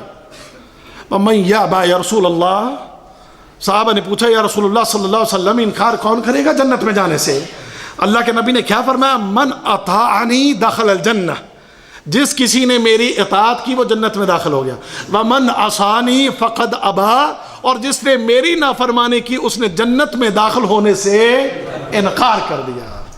یعنی جنت میں داخل وہی ہوگا امت محمدیہ میں سے جس نے محمد کریم صلی اللہ علیہ وسلم کی اطاعت، اور جس نے اطاعت نہیں کی وہ جنت میں داخل نہیں ہو سکتا. یہ اللہ کے نبی صلی اللہ علیہ وسلم کا فرمان ہے، صحیح مسلم کی یہ روایت ہے. اب میں اور آپ خود دیکھ لیں کہ ہم اللہ کے نبی صلی اللہ علیہ وسلم کی اطاعت کر رہے ہیں یا نہیں کر رہے. اس کا فیصلہ ہر مسلمان آج خود کر سکتا ہے. میں صحابہ کی زندگی کی 2 مثالیں یہاں دوں گا. حضرت علی رضی اللہ تعالی عنہ، صحیح مسلم کے اندر یہ واقعہ ہے.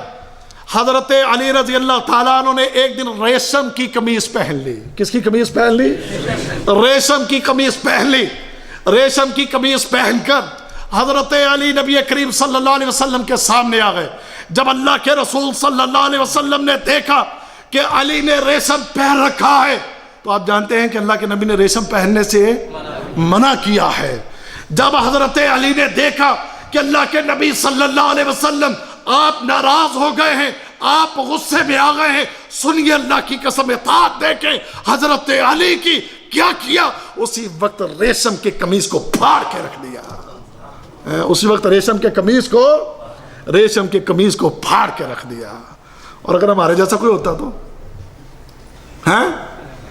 اور بھی آپ بھی تو آج بھی تو ہم نبی صلی اللہ علیہ وسلم کی کتنی باتیں آپ کو بتاتے ہیں کہ اس پر اللہ کے رسول ناراض ہوتے ہیں، اس عمل پر اللہ کے نبی ناراض ہوتے ہیں، یہ غلط کام ہے، اس کو چھوڑ دو، یہ غلطی مت کرو، یہ گناہ مت کرو، یہ نافرمانی مت کرو، یہ جرم مت کرو. آگے سے ہنس کے دکھا دے، ٹھیک ہے جی، سوچیں گے، کریں گے انشاءاللہ. عجیب بات ہے، یہ کس قسم کا اسلام ہے؟ تیرے سامنے نبی کی بات آ جائے، تیرے سامنے نبی کا حکم آ جائے، تیرے سامنے نبی کی دلیل آ جائے، تیرے سامنے نبی کا حکم آ جائے، تیری جرت نہ ہو کہ تو اس کے بعد نبی کے حکم کی مخالفت کرے. جب تو سن لے تو اپنی گردن کو جھکا دے اور اس چیز پر عمل کرے. یہ ہر مسلمان پر محمد رسول اللہ صلی اللہ علیہ وسلم کا کیا ہے؟ حق ہے. اللہ اکبر. اب یہ میں نے 8 حق بیان کر دیے. کتنے حق بیان کر دیے؟ 8 حق بیان کر دیے نبی کریم صلی اللہ علیہ وسلم کے. اب ہم پر واجب ہے کہ ان حقوق کو پورا کیا جائے. ہر مسلمان پر ضروری ہے یہ، ہر مسلمان پر. اگر یہ کرتے ہو تو کامل ایمان ہے، اگر نہیں کرتے ہو تو پھر بھائیو اپنے ایمان کی خیر منائیے. پھر اب میں اس جگہ پر پہنچا ہوں کہ آپ کے سامنے اس بات کو بھی رکھا جائے کہ نبی کریم صلی اللہ علیہ وسلم کے یہ حقوق آخر ہم پر ہیں کیوں؟ ہم پر یہ حقوق ہیں کیوں؟ میرے بھائیوں، نبی کریم صلی اللہ علیہ وسلم اس کائنات کی سب سے افضل ہستی ہیں. اس کائنات کی سب سے افضل ہستی، ان سے افضل ہستی اس پوری مخلوق میں کوئی بھی نہیں ہے. نبی کریم علیہ السلام کا مقام اور مرتبہ یہ ہے کہ اللہ تعالیٰ نے آپ کو وہاں تک بلایا ہے کہ جہاں پوری مخلوق میں سے کوئی نہیں جا سکتا. اس سے ثابت کر دیا. سدرۃ المنتہا، وہاں پر جا کر جبرائیل امین نے بھی کہا تھا میری یہاں بس، اب اس سے آگے اگر کوئی بڑھ سکتا ہے تو وہ آپ محمد رسول اللہ صلی اللہ علیہ وسلم ہیں. وہاں تک بلا کر اللہ نے یہ ثابت کر دیا کہ محمد کریم فرشتوں کے سردار حضرت جبرائیل سے بھی افضل ہے.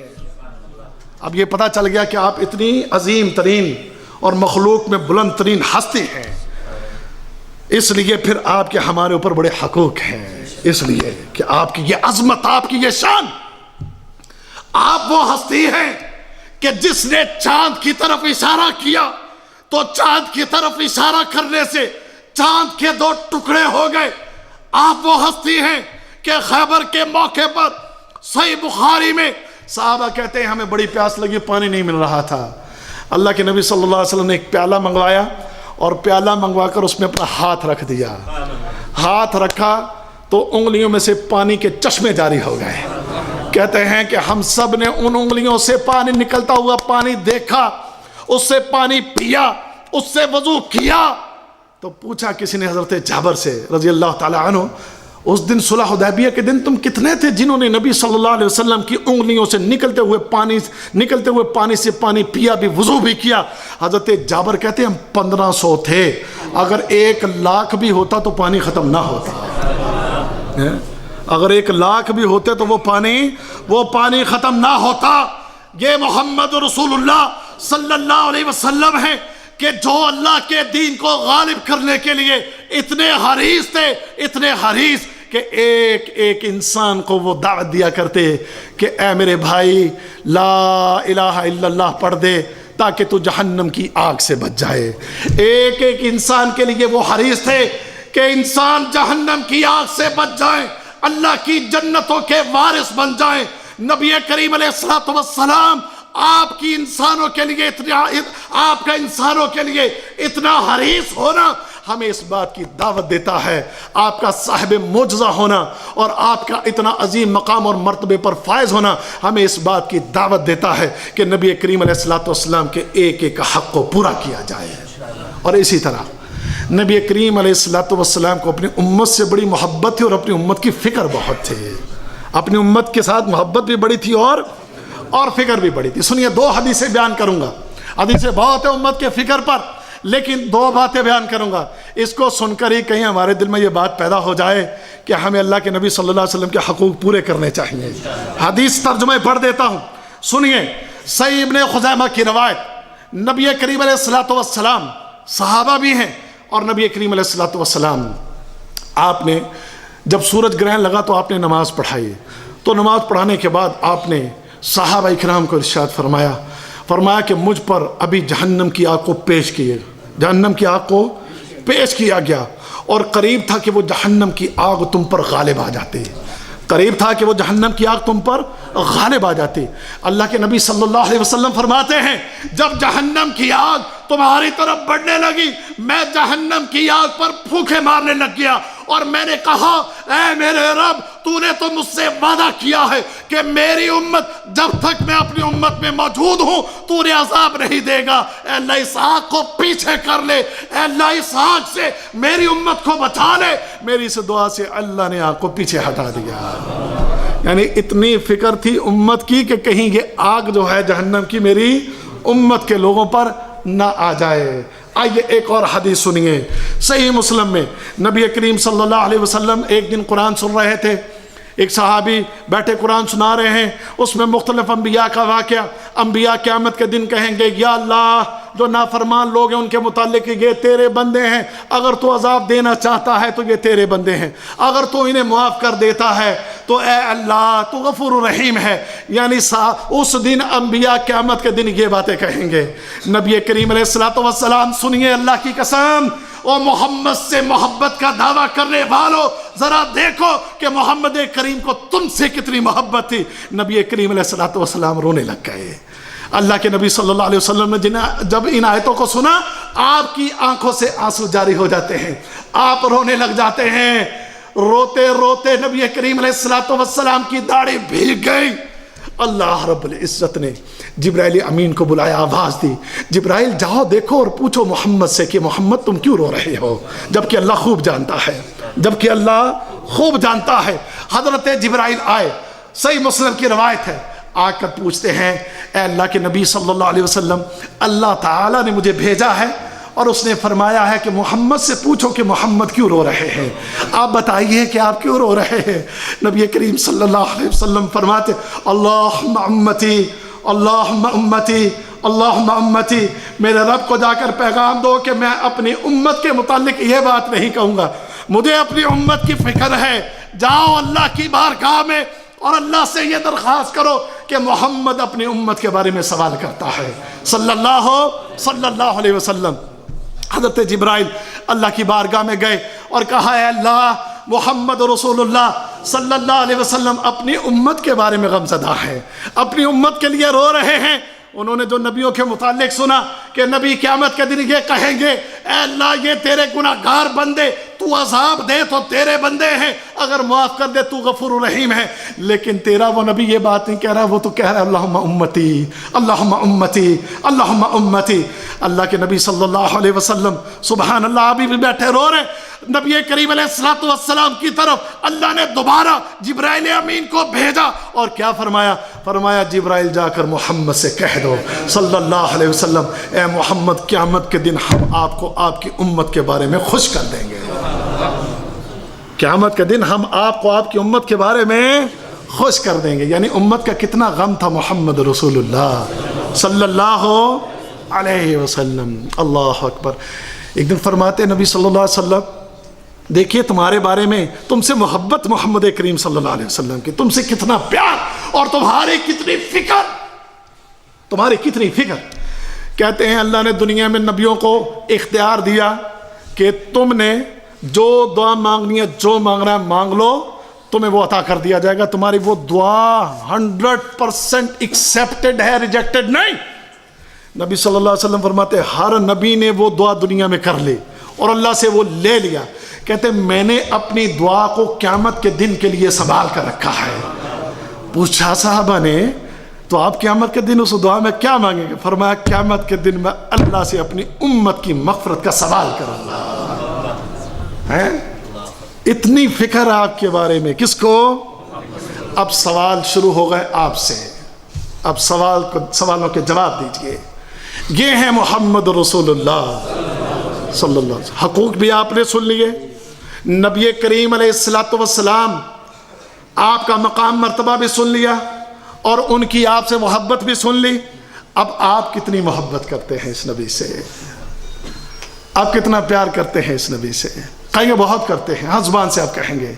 آپ نعتیں پڑھتے ہیں، آپ قوالیاں گاتے ہیں، آپ میلاد مناتے ہیں. ابھی آگے نا ربیع الاول. محبت کا اظہار کیسے ہوگا؟ محبت کا اظہار صدقے یا رسول اللہ ہے. بھر دو جھولی میری یا محمد ہیں قوالیاں گا کے، اور قوالیاں گا کے ہیں نعتیں پڑھ کے گانے گا کے ناچ کے. کیا عمل کے میدان میں؟ نہیں، اللہ کی قسم نہیں. آئیے ذرا 10 منٹ کے لیے اپنے اپنے کردار کا ذرا جائزہ لے لیں. آج ہم مسلمانوں نے اس عظیم ترین نبی کے معاملے میں کیا کیا؟ اللہ کی قسم جدھر بھی دیکھو اجتماعی طور پر یا انفرادی طور پر نبی کریم صلی اللہ علیہ وسلم کی مخالفت. جو دین لے کر آئے، جو شریعت لے کر آئے، جو پیغام لے کر آئے، جن چیزوں کو آپ نے مٹھایا، جن چیزوں کو آپ نے ختم کیا، جن چیزوں سے آپ نے دور رہنے کا آرڈر کیا، آج یہی امت محمدیہ وہ کام کر رہی ہے. وہی کام کر رہی ہے. بے دینی دیکھ لو، ملکوں کے اندر نظام دیکھ لو. نظام اسلامی نظام ہے نہیں، یورپی نظام ہے، کفر کے نظام ہے. نبی کریم صلی اللہ علیہ وسلم جس نے کفر کے نظام کو مٹھایا، کفریہ تعلیمات کو مٹھایا، لوگوں کو کفر سے شرک سے نکالا. آج ہم نے ہی 25 دسمبر کو کرسمس کے اوپر عیسائیوں اور یہودیوں کے ساتھ اِنَّ لِلَّهِ وَإِنَّ إِلَيْهِ رَاجِعُونَ عیسائیوں کے ساتھ ہم نے ان کے ساتھ اس خوشی کو شیئر کیا کہ ہم آپ کی اس خوشی میں آپ کے ساتھ ہیں. یہ کفریہ بات، اس کفریہ معاملے میں ہمارا کردار اس کفر کو مٹھایا نہیں، بلکہ اس کفر میں ہم ساتھ کھڑے ہوئے. اللہ اکبر. ابھی کل 1 جنوری گزرا ہے. کیا گزرا ہے؟ 1 جنوری گزرا ہے. اور پہلی بات تو میں تمہیں یہ بتاؤں کہ محمد کریم صلی اللہ علیہ وسلم نے ہمیں یہ جنوری، فروری، مارچ، اپریل نہیں دیا تھا. ہمیں جنوری، فروری، مارچ، اپریل نہیں دیا تھا. ہم نے اللہ کے نبی صلی اللہ علیہ وسلم کے اس دیے ہوئے نظام کو مٹھایا. آپ سے پوچھا کسی نے اللہ کے نبی صلی اللہ علیہ وسلم مہینوں کی گنتی کتنی ہوتی ہے؟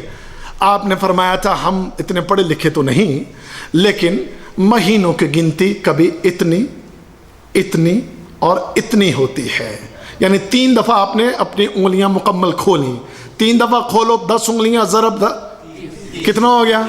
30 ہو گیا۔ اور فرمایا کبھی اتنا بھی ہوتا ہے، اتنا اتنا اور اتنا، آپ نے اپنی ایک انگلی کو بند کر لیا، کتنا ہو گیا؟ 29 کا۔ آپ نے مسلمانوں کو بتا دیا کہ تمہارے اسلامی مہینوں کی گنتی اتنی ہوتی ہے، اور وہ کون سی ہے؟ وہ اسلامی مہینوں میں ہے۔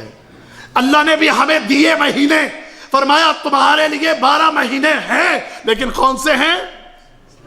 اور سورہ توبہ میں اللہ نے فرمایا نا تمہارے لیے 12 مہینے اور اس میں 4 حرمت والے، یہ بتا کر ہمیں بتا دیا کہ تمہارے لیے اسلامی مہینے محرم، صفر، ربیع الاول، ربیع الثانی، جمادی الاول، جمادی الثانی، یہ تمہارے اسلامی مہینے ہیں۔ تم نے جب بھی گنتی کرنی ہے حساب کتاب لگانے ان مہینوں کے اور اس کی دنوں کے اعتبار سے لگانا ہے۔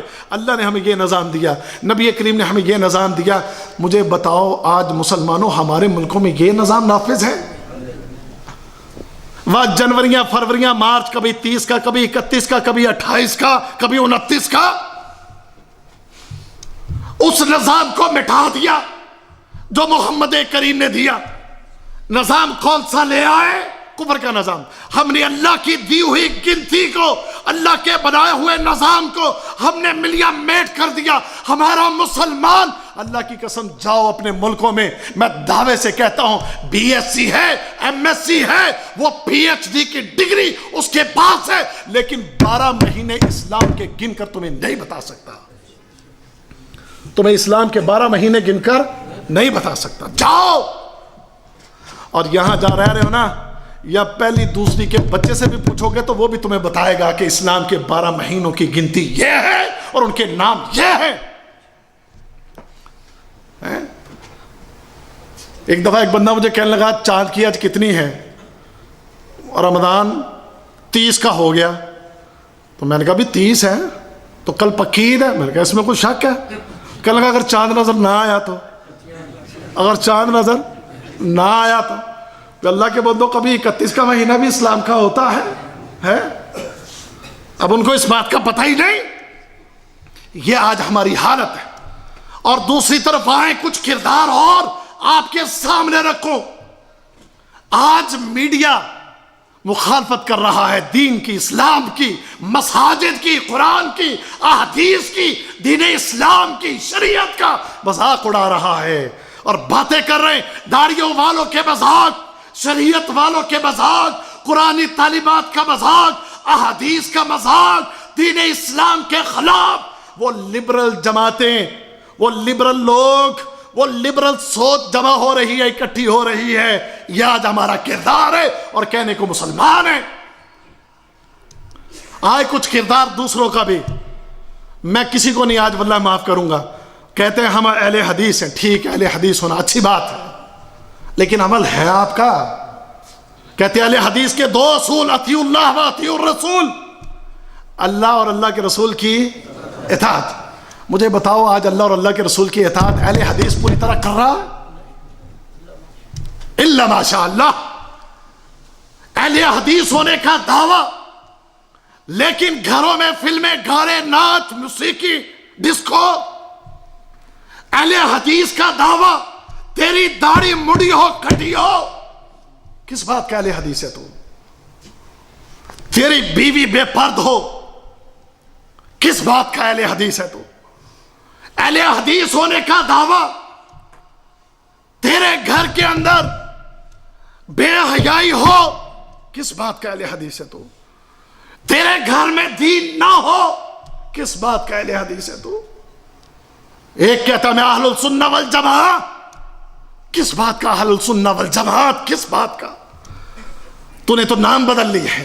میں دیوبندی ہوں، دیوبندی حیاتی، میں دیوبندی ہوں، دیوبندی مباتی، میں بریلوی ہوں، میں نقش بندی ہوں، میں سہروردی ہوں، میں یہ ہوں، میں وہ ہوں۔ تم نے اپنی نسبتیں سنت اور سنت کی جماعت کے ساتھ نہیں رکھی، تو نے اپنی نسبتیں کہیں اور جوڑ رکھی ہیں۔ ذرا دیکھ، کہتا ہے میں نے اہل السنہ والجماعہ، نہیں، غور غور کر، اپنی اداؤں میں غور کر کے تو کہاں ہے؟ تو دیوبندی بنا ہوا ہے، تو نے اپنی نسبت دیوبند کی طرف، کسی نے اپنی نسبت بریلی کی طرف، کسی نے اپنی نسبت نقش بندی کی طرف، سہروردی کی طرف۔ جو حقوق ادا کرنے تھے محمد رسول اللہ صلی اللہ علیہ وسلم کے، ان سے نظریں پھیر کر تیری ترجیحات آج کہاں ہے ذرا دیکھ۔ اور آئیے آخر میں اس گروہ کا بھی ذرا تذکرہ۔ نبی کریم علیہ الصلوۃ والسلام کے میں نے حقوق بیان کیے، آپ کی شان، آپ کا مقام، آپ کا مرتبہ بیان کیا۔ آج ان چیزوں میں سے کوئی چیز واللہ ہے نہ دیکھنے کو، نہ سننے کو، نہ عمل میں نہیں نظر آتی۔ نظر آتا ہے تو 12 ربیع الاول کو جلوس نکل آتے ہیں، مولوی اکٹھے ہو کے آ گئے جی، باہر سڑکوں کے اوپر آ گئے، جلوس نکال لیے جی، رات کو چراغاں کر لیا جی، رات کو جھنڈیاں لگا دیں جی، رات کو جی وہ پہاڑیاں بنا لیں جی، رات کو جناب وہ کیا کر لیا کہ میوزیکل پروگرام کر لیے، 1 ربیع الاول سے لے کر 12 ربیع الاول تک۔ اب کیا ہے جی، گلیاں سجائی جا رہی ہیں، روشنیاں کی جا رہی ہیں، چراغاں کیے جا رہے ہیں، اور جناب پوری رات میلاد کے پروگرام ہو رہے ہیں، اور نام دے دیا عید میلاد النبی۔ نام کیا دے دیا؟ محمد رسول اللہ صلی اللہ علیہ وسلم نے فرمایا مسلمانوں تمہاری 2 عیدیں ہیں۔ کتنی عیدیں ہیں؟ 2 عیدیں۔ کون کون سی؟ عید الفطر اور عید الاضحیٰ۔ تیسری تو نہیں بیان فرمائی؟ اگر نبی صلی اللہ علیہ وسلم نے تیسری عید نہیں دی تو وہ تیسری عید بنانے کا آپ کو اور مجھے اختیار ہے؟ اگر کوئی اپنی طرف سے یہ کہے جی ہم نے ایک اور دن کو جمعہ کا دن کہہ دیا، اگر کوئی یہ کہے کہ ہم نے کسی اور دن کو بھی جمعہ کا دن کہہ دیا، ہم نے کسی اور دن کو بھی جو جمعہ کے دن کو فضیلت حاصل ہے، ہم نے وہ جمعہ کے دن کی فضیلت ہفتے کے دن کو بھی دے دی، یا جمعہ کے دن کی فضیلت ہم نے جمعرات کو دے دی، تو کیا خیال ہے آپ سارے اس کو کیا کہو گے؟ آپ سارے کیا کہو گے؟ آپ کہو گے یہ تو شریعت سازی کر رہا ہے، یہ تو کیا کر رہا ہے؟ یہ تو شریعت سازی کر رہا ہے۔ اللہ کے بندو، عید الفطر، عید الاضحیٰ، یہ دونوں نام محمد کریم نے دیے، اور محمد کریم نے دیے تو اس کا مطلب اللہ نے نازل کیا، کیونکہ اللہ رب العزت کے حکم کے بغیر محمد کریم اپنی زبان سے کوئی بات نہیں نکالتے۔ عید کا نام دینا اختیار اللہ کے پاس ہے یا نبی کریم صلی اللہ علیہ وسلم کے پاس ہے؟ اب تو نے ان دونوں سے اختیار لے کر اپنے ہاتھ میں اختیار لیا، اور اپنے ہاتھ میں اختیار لے کر اس دن کو عید کا دن قرار دیا۔ تو نے شریعت سازی نہیں کی تو اور کیا کیا ہے تو نے؟ عید صرف 2 ہے، عید الفطر اور عید الاضحیٰ۔ پھر کہتے ہیں وہ جی وہ دیکھو نا فلانی آیت میں فرمایا اللہ نے فَلْيَفْرَحُوا، سورہ یونس میں، بس تم خوش ہو جاؤ۔ تو خوشی کا مطلب یہ ہوتا ہے کہ تم اس دن کو عید بنا لو۔ ہمیں محمد کریم صلی اللہ علیہ وسلم آپ سے بڑی محبت ہے انشاءاللہ، اتنی محبت ہے، اتنی محبت، سنو واللہ ہے، کوئی یہ نہ کہتے یہ گستاخ بیٹھے ہیں، سنیں ہماری محبت، نبی کریم علیہ السلام سے محبت سنیں۔ ہمیں ہمارے نبی نے فرمایا تم نے اس کا بال بھی نہیں کاٹنا، گردن تو کٹوا سکتے ہیں لیکن اس کا بال نہیں کٹوا سکتے، جاؤ۔ یہ ہے محبت۔ اس گردن کو کوئی کاٹنا چاہے کاٹ لے، لیکن اس بال کو کوئی مائی کا لال نہیں کاٹ سکتا۔ ہاں کیوں؟ کیونکہ ہمیں اپنے نبی سے اتنی محبت ہے کہ اس کے حکم کو ٹالتے ہوئے میں موت نظر آتی ہے۔ موت کیا ہوا؟ کسی کو سنیں اور بھائی ٹائم میں پہلے زیادہ لگے، 5 منٹ اور بس دے دیں گے مجھے؟ نبی کریم صلی اللہ علیہ وسلم کا حکم تیرا اچھا لگے برا لگے، فرمایا لباس اپنا شلوار ٹخنوں سے اوپر رکھو، شلوار اپنی ٹخنوں سے اوپر رکھو۔ ہمیں محبت ہے، اللہ کی قسم کو ہماری ٹانگیں کاٹتا ہے تو کاٹ لے، لیکن یہ کپڑا کبھی ٹخنوں پر نہیں آئے گا انشاءاللہ۔ یہ ہے محبت۔ کیوں؟ اس لیے کہ اللہ کے نبی کے حکم کو ہم نہیں ٹال سکتے۔ اصل تو یہ ہے۔ اب ہم نے کیا کیا؟ ربیع الاول کا مہینہ آیا، چراغاں کر کے اللہ کے رسول کو خوش کر لو اور بتاؤ کہ ہمیں آپ سے بڑی خوشی ہے، آپ کے آنے کی بڑی خوشی ہے، ہمیں آپ سے بڑی محبت ہے۔ جلوس نکال کر میلاد کا۔ اچھا عجیب و غریب شکلیں بن چکی ہیں۔ اس موقع کے اوپر وہ موٹر سائیکلوں کی 1 ویلنگ کے پروگرام ہوتے ہیں، اور جناب گھوڑوں کے جلوس نکالے جاتے ہیں، گدوں کے جلوس نکالے جاتے ہیں، ٹریکٹروں ٹرالیوں کے جلوس نکالے جاتے ہیں، ریسیں لگتی ہیں ٹریکٹروں ٹرالیوں کی اور موٹر سائیکلوں کی، گھوڑوں کی، گدوں کی ریسیں لگتی ہیں۔ اور جناب اس کے علاوہ پھر انڈیا کے، پاکستان کے میوزیکل پروگرام ہوتے ہیں، ان میوزیکل پروگراموں پر عورتیں، مرد، اب تو عورتیں سر عام بازاروں میں ناچتی ہیں، ناچتی، شرم نہیں آتی، شرم، کہ جس نبی نے عورت سے یہ کہا تھا، اللہ اکبر، نبی کریم صلی اللہ علیہ وسلم بیٹھے، عورت بیعت کرنے کے لیے اپنا ہاتھ آگے نکالتی ہے، بیعت کرنے کے لیے اپنا ہاتھ آگے، فرمایا میں محمد کبھی نامحرم کی طرف نظر اٹھا کے نہیں دیکھتا، اور نہ میرے جسم نے آج تک کسی نامحرم عورت اس کے ہاتھ کو ہاتھ کبھی لگایا ہے، میں نہ دیکھتا ہوں نہ میں ہاتھ لگاتا ہوں، اپنے ہاتھ کو پیچھے کر لے۔ وہ محمد صلی اللہ علیہ وسلم آج عورتوں کو لا کر بازاروں میں، ان کے سروں پر دوپٹے بھی نہیں، دوپٹے اتار کے ناچ رہی ہیں، گا رہی ہیں، اپنے جسم کو ہلا ہلا کر لوگوں کو دکھا رہی ہیں، اور گانے بج رہے ہیں، موسیقی کے پروگرام ہو رہے ہیں، یہ میلاد منائی جا رہے ہیں۔ اللہ کے بندوں یہ کیا کام کر رہے ہیں؟ یہ عید میلاد النبی والوں سے میرے سوال ہیں، سوال پہلا یہ ہے، ابوبکر صدیق نے منائی، عمر فاروق نے منائی، عثمان غنی نے منائی، حضرت علی نے منائی، عشرہ مبشرہ صحابہ نے منائی، تمام صحابہ نے منائی، اور صحابہ کے بعد تابعین نے منائی، تبع تابعین نے منائی، ان میں سے کسی نے، چار امام، امام ابو حنیفہ، امام شافعی، امام مالک، امام احمد بن حنبل، ان میں سے کسی نے منائی۔ میں کہتا ہوں ساروں کو نیچے آ کے ساروں سے، عبد القادر جیلانی نے منائی؟ منائی؟ یہ سوال رکھو ان سے، پوچھو ان سے، جب ان میں سے کسی نے یہ کام نہیں کیا، تعلیمات نبوی کو چھوڑ کے، آپ کے حقوق کو چھوڑ کے، قرآن کو چھوڑ کے، مسجد سے وہ مضبوط ترین تعلق چھوڑ کے، آج یہ ربیع الاول کے جلوس بس بنا لیے ہیں، حقوق کی کوئی پرواہ نہیں، دین کی کوئی پرواہ نہیں، نمازوں کی کوئی پرواہ نہیں، قرآن نہیں آتا، اللہ کی قسم قرآن نہیں آتا، قرآن، نبی کریم صلی اللہ علیہ وسلم کی دعائیں نہیں آتی، آپ کی نبوت کی تعلیمات، آج ہمارے لوگوں کو اس کا علم ہے۔ یہ تیرے میلاد منانے سے نبی کریم صلی اللہ علیہ وسلم خوش ہونے والے نہیں، اور نہ ہی اللہ راضی ہونے والا ہے۔ اللہ کو راضی کرنے کے لیے اور نبی کریم صلی اللہ علیہ وسلم کی محبت کو پانے کے لیے میرے بھائیوں آپ کے حقوق کو پورا کرنا ضروری ہے۔ یہ وہ چیزیں ہیں۔ اگلے دن ایک بندے نے حدیث بھیجی کہ جو میلاد منائے گا اس پر جنت واجب ہو گئی، اس پر جنت ہے۔ بے وقوفوں اور احمقوں کا یہ ٹولہ، اللہ ان کو ہدایت دے، دنیا کی کسی حدیث کی کتاب میں یہ جملہ نہیں ہے، کسی بھی حدیث کی کتاب میں۔ قیامت کے دن نبی کریم صلی اللہ علیہ وسلم حوض کوثر پر ہوں گے اور اپنی امت کو پانی پلا رہے ہوں گے۔ یہ بات کر کے بات ختم کرتا ہوں۔ حوض کوثر پر پانی پلائیں گے، اور نبی صلی اللہ علیہ وسلم نے فرمایا حوض کوثر پر جس کو میرے ہاتھوں پانی نصیب ہو گیا اس کو کبھی پیاس نہیں لگے گی، پھر اس کو کبھی پیاس نہیں لگے۔ گروہ کچھ آ رہے ہیں، فرمایا میں ان کے چہرے اور ان کے وضو کے اعضاء سے دیکھ کر پہچان لوں گا میرے امتی ہیں۔ میں کہوں گا امتی امتی، میرے امتی، ان کو ادھر لے آؤ۔ فرشتے کہیں گے اللہ کے نبی صلی اللہ علیہ وسلم آپ کے امتی ضرور ہیں، لیکن یہ وہ لوگ ہیں جنہوں نے آپ کے بعد آپ کے دین میں تبدیلیاں پیدا کر دی تھیں، آپ کے دین میں وہ چیزیں لے آئے تھے کہ جس کا آپ سے کوئی ثبوت نہیں۔ اللہ کے نبی کیا فرماتے ہیں؟ فرماتے میں کہوں گا سحقن سحقن سحقن لمن غیر بعدی، ان لوگوں کو مجھ سے دور لے جاؤ جنہوں نے میرے دین کو تبدیل کر کے رکھ دیا۔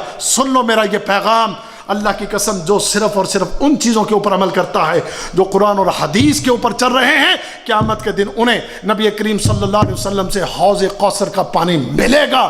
اور جو قرآن اور حدیث سے ہٹ کر اپنے اپنے طریقے نکال رہے ہیں، اپنی اپنی چیزوں کو ایجاد کر رہے ہیں، اس دن نبی کریم صلی اللہ علیہ وسلم کے ہاتھوں پینے کے لیے پانی نہیں ملے گا۔ لہذا اپنی اصلاح کر لیجئے، ان تمام چیزوں کو دیکھیے کہ آپ کہیں نبی کریم صلی اللہ علیہ وسلم کے دین سے ہٹے ہوئے تو نہیں، آپ اپنی طرف سے کچھ چیزوں کا اضافہ تو نہیں کر رہے، اللہ کا دین جیسا ہے اسی کے اوپر عمل کر رہے ہیں، حقوق النبی ان کو ادا کر رہے ہیں، نبی کریم صلی اللہ علیہ وسلم کی بعثت جس مقصد کے لیے ہوئے وہ مقصد سمجھ لیا اور اس پر عمل ہے الحمدللہ۔ اگر نہیں اور ایسی چیزوں کے اوپر عمل کر کے سمجھتے ہو اللہ بھی راضی ہو گیا اور محمد رسول اللہ صلی اللہ علیہ وسلم بھی راضی ہو جائیں گے، راضی نہیں ہوں گے۔ ان شر الامور محدثاتها وكل محدثة بدعة وكل بدعة ضلالة وكل ضلالة في النار۔ دین میں جس کسی نے نئی نئی چیزیں نکالی فرمایا وہ بدعت ہے، اور جو بدعت کرے گا وہ گمراہ ہے، اور ایسے گمراہ کا ٹھکانہ جنت نہیں جہنم ہے۔ یہ اللہ کے نبی کا فرمان ہے۔ اللہ تعالیٰ مجھے آپ کو ہم سب کو سمجھنے کی اور عمل کرنے کی توفیق عطا فرمائے۔ اللہ تعالیٰ ہم سب کو حق بات پر چلنے کی توفیق عطا فرمائے۔ اللہ تعالیٰ ہم سب کو دین حق کے اوپر چلنے کی توفیق عطا فرمائے۔ وآخر دعوانا ان الحمد للہ رب العالمین۔ بھائیو یہ موضوع بہت طویل تھا، میں نے بڑا کوشش کی، بڑا دبایا، بڑا کٹ کیا، بڑا اس کو، لیکن پھر بھی 1.25 گھنٹہ ہو گیا۔ میں معذرت چاہتا ہوں جو ٹائم زیادہ ہوا ہے۔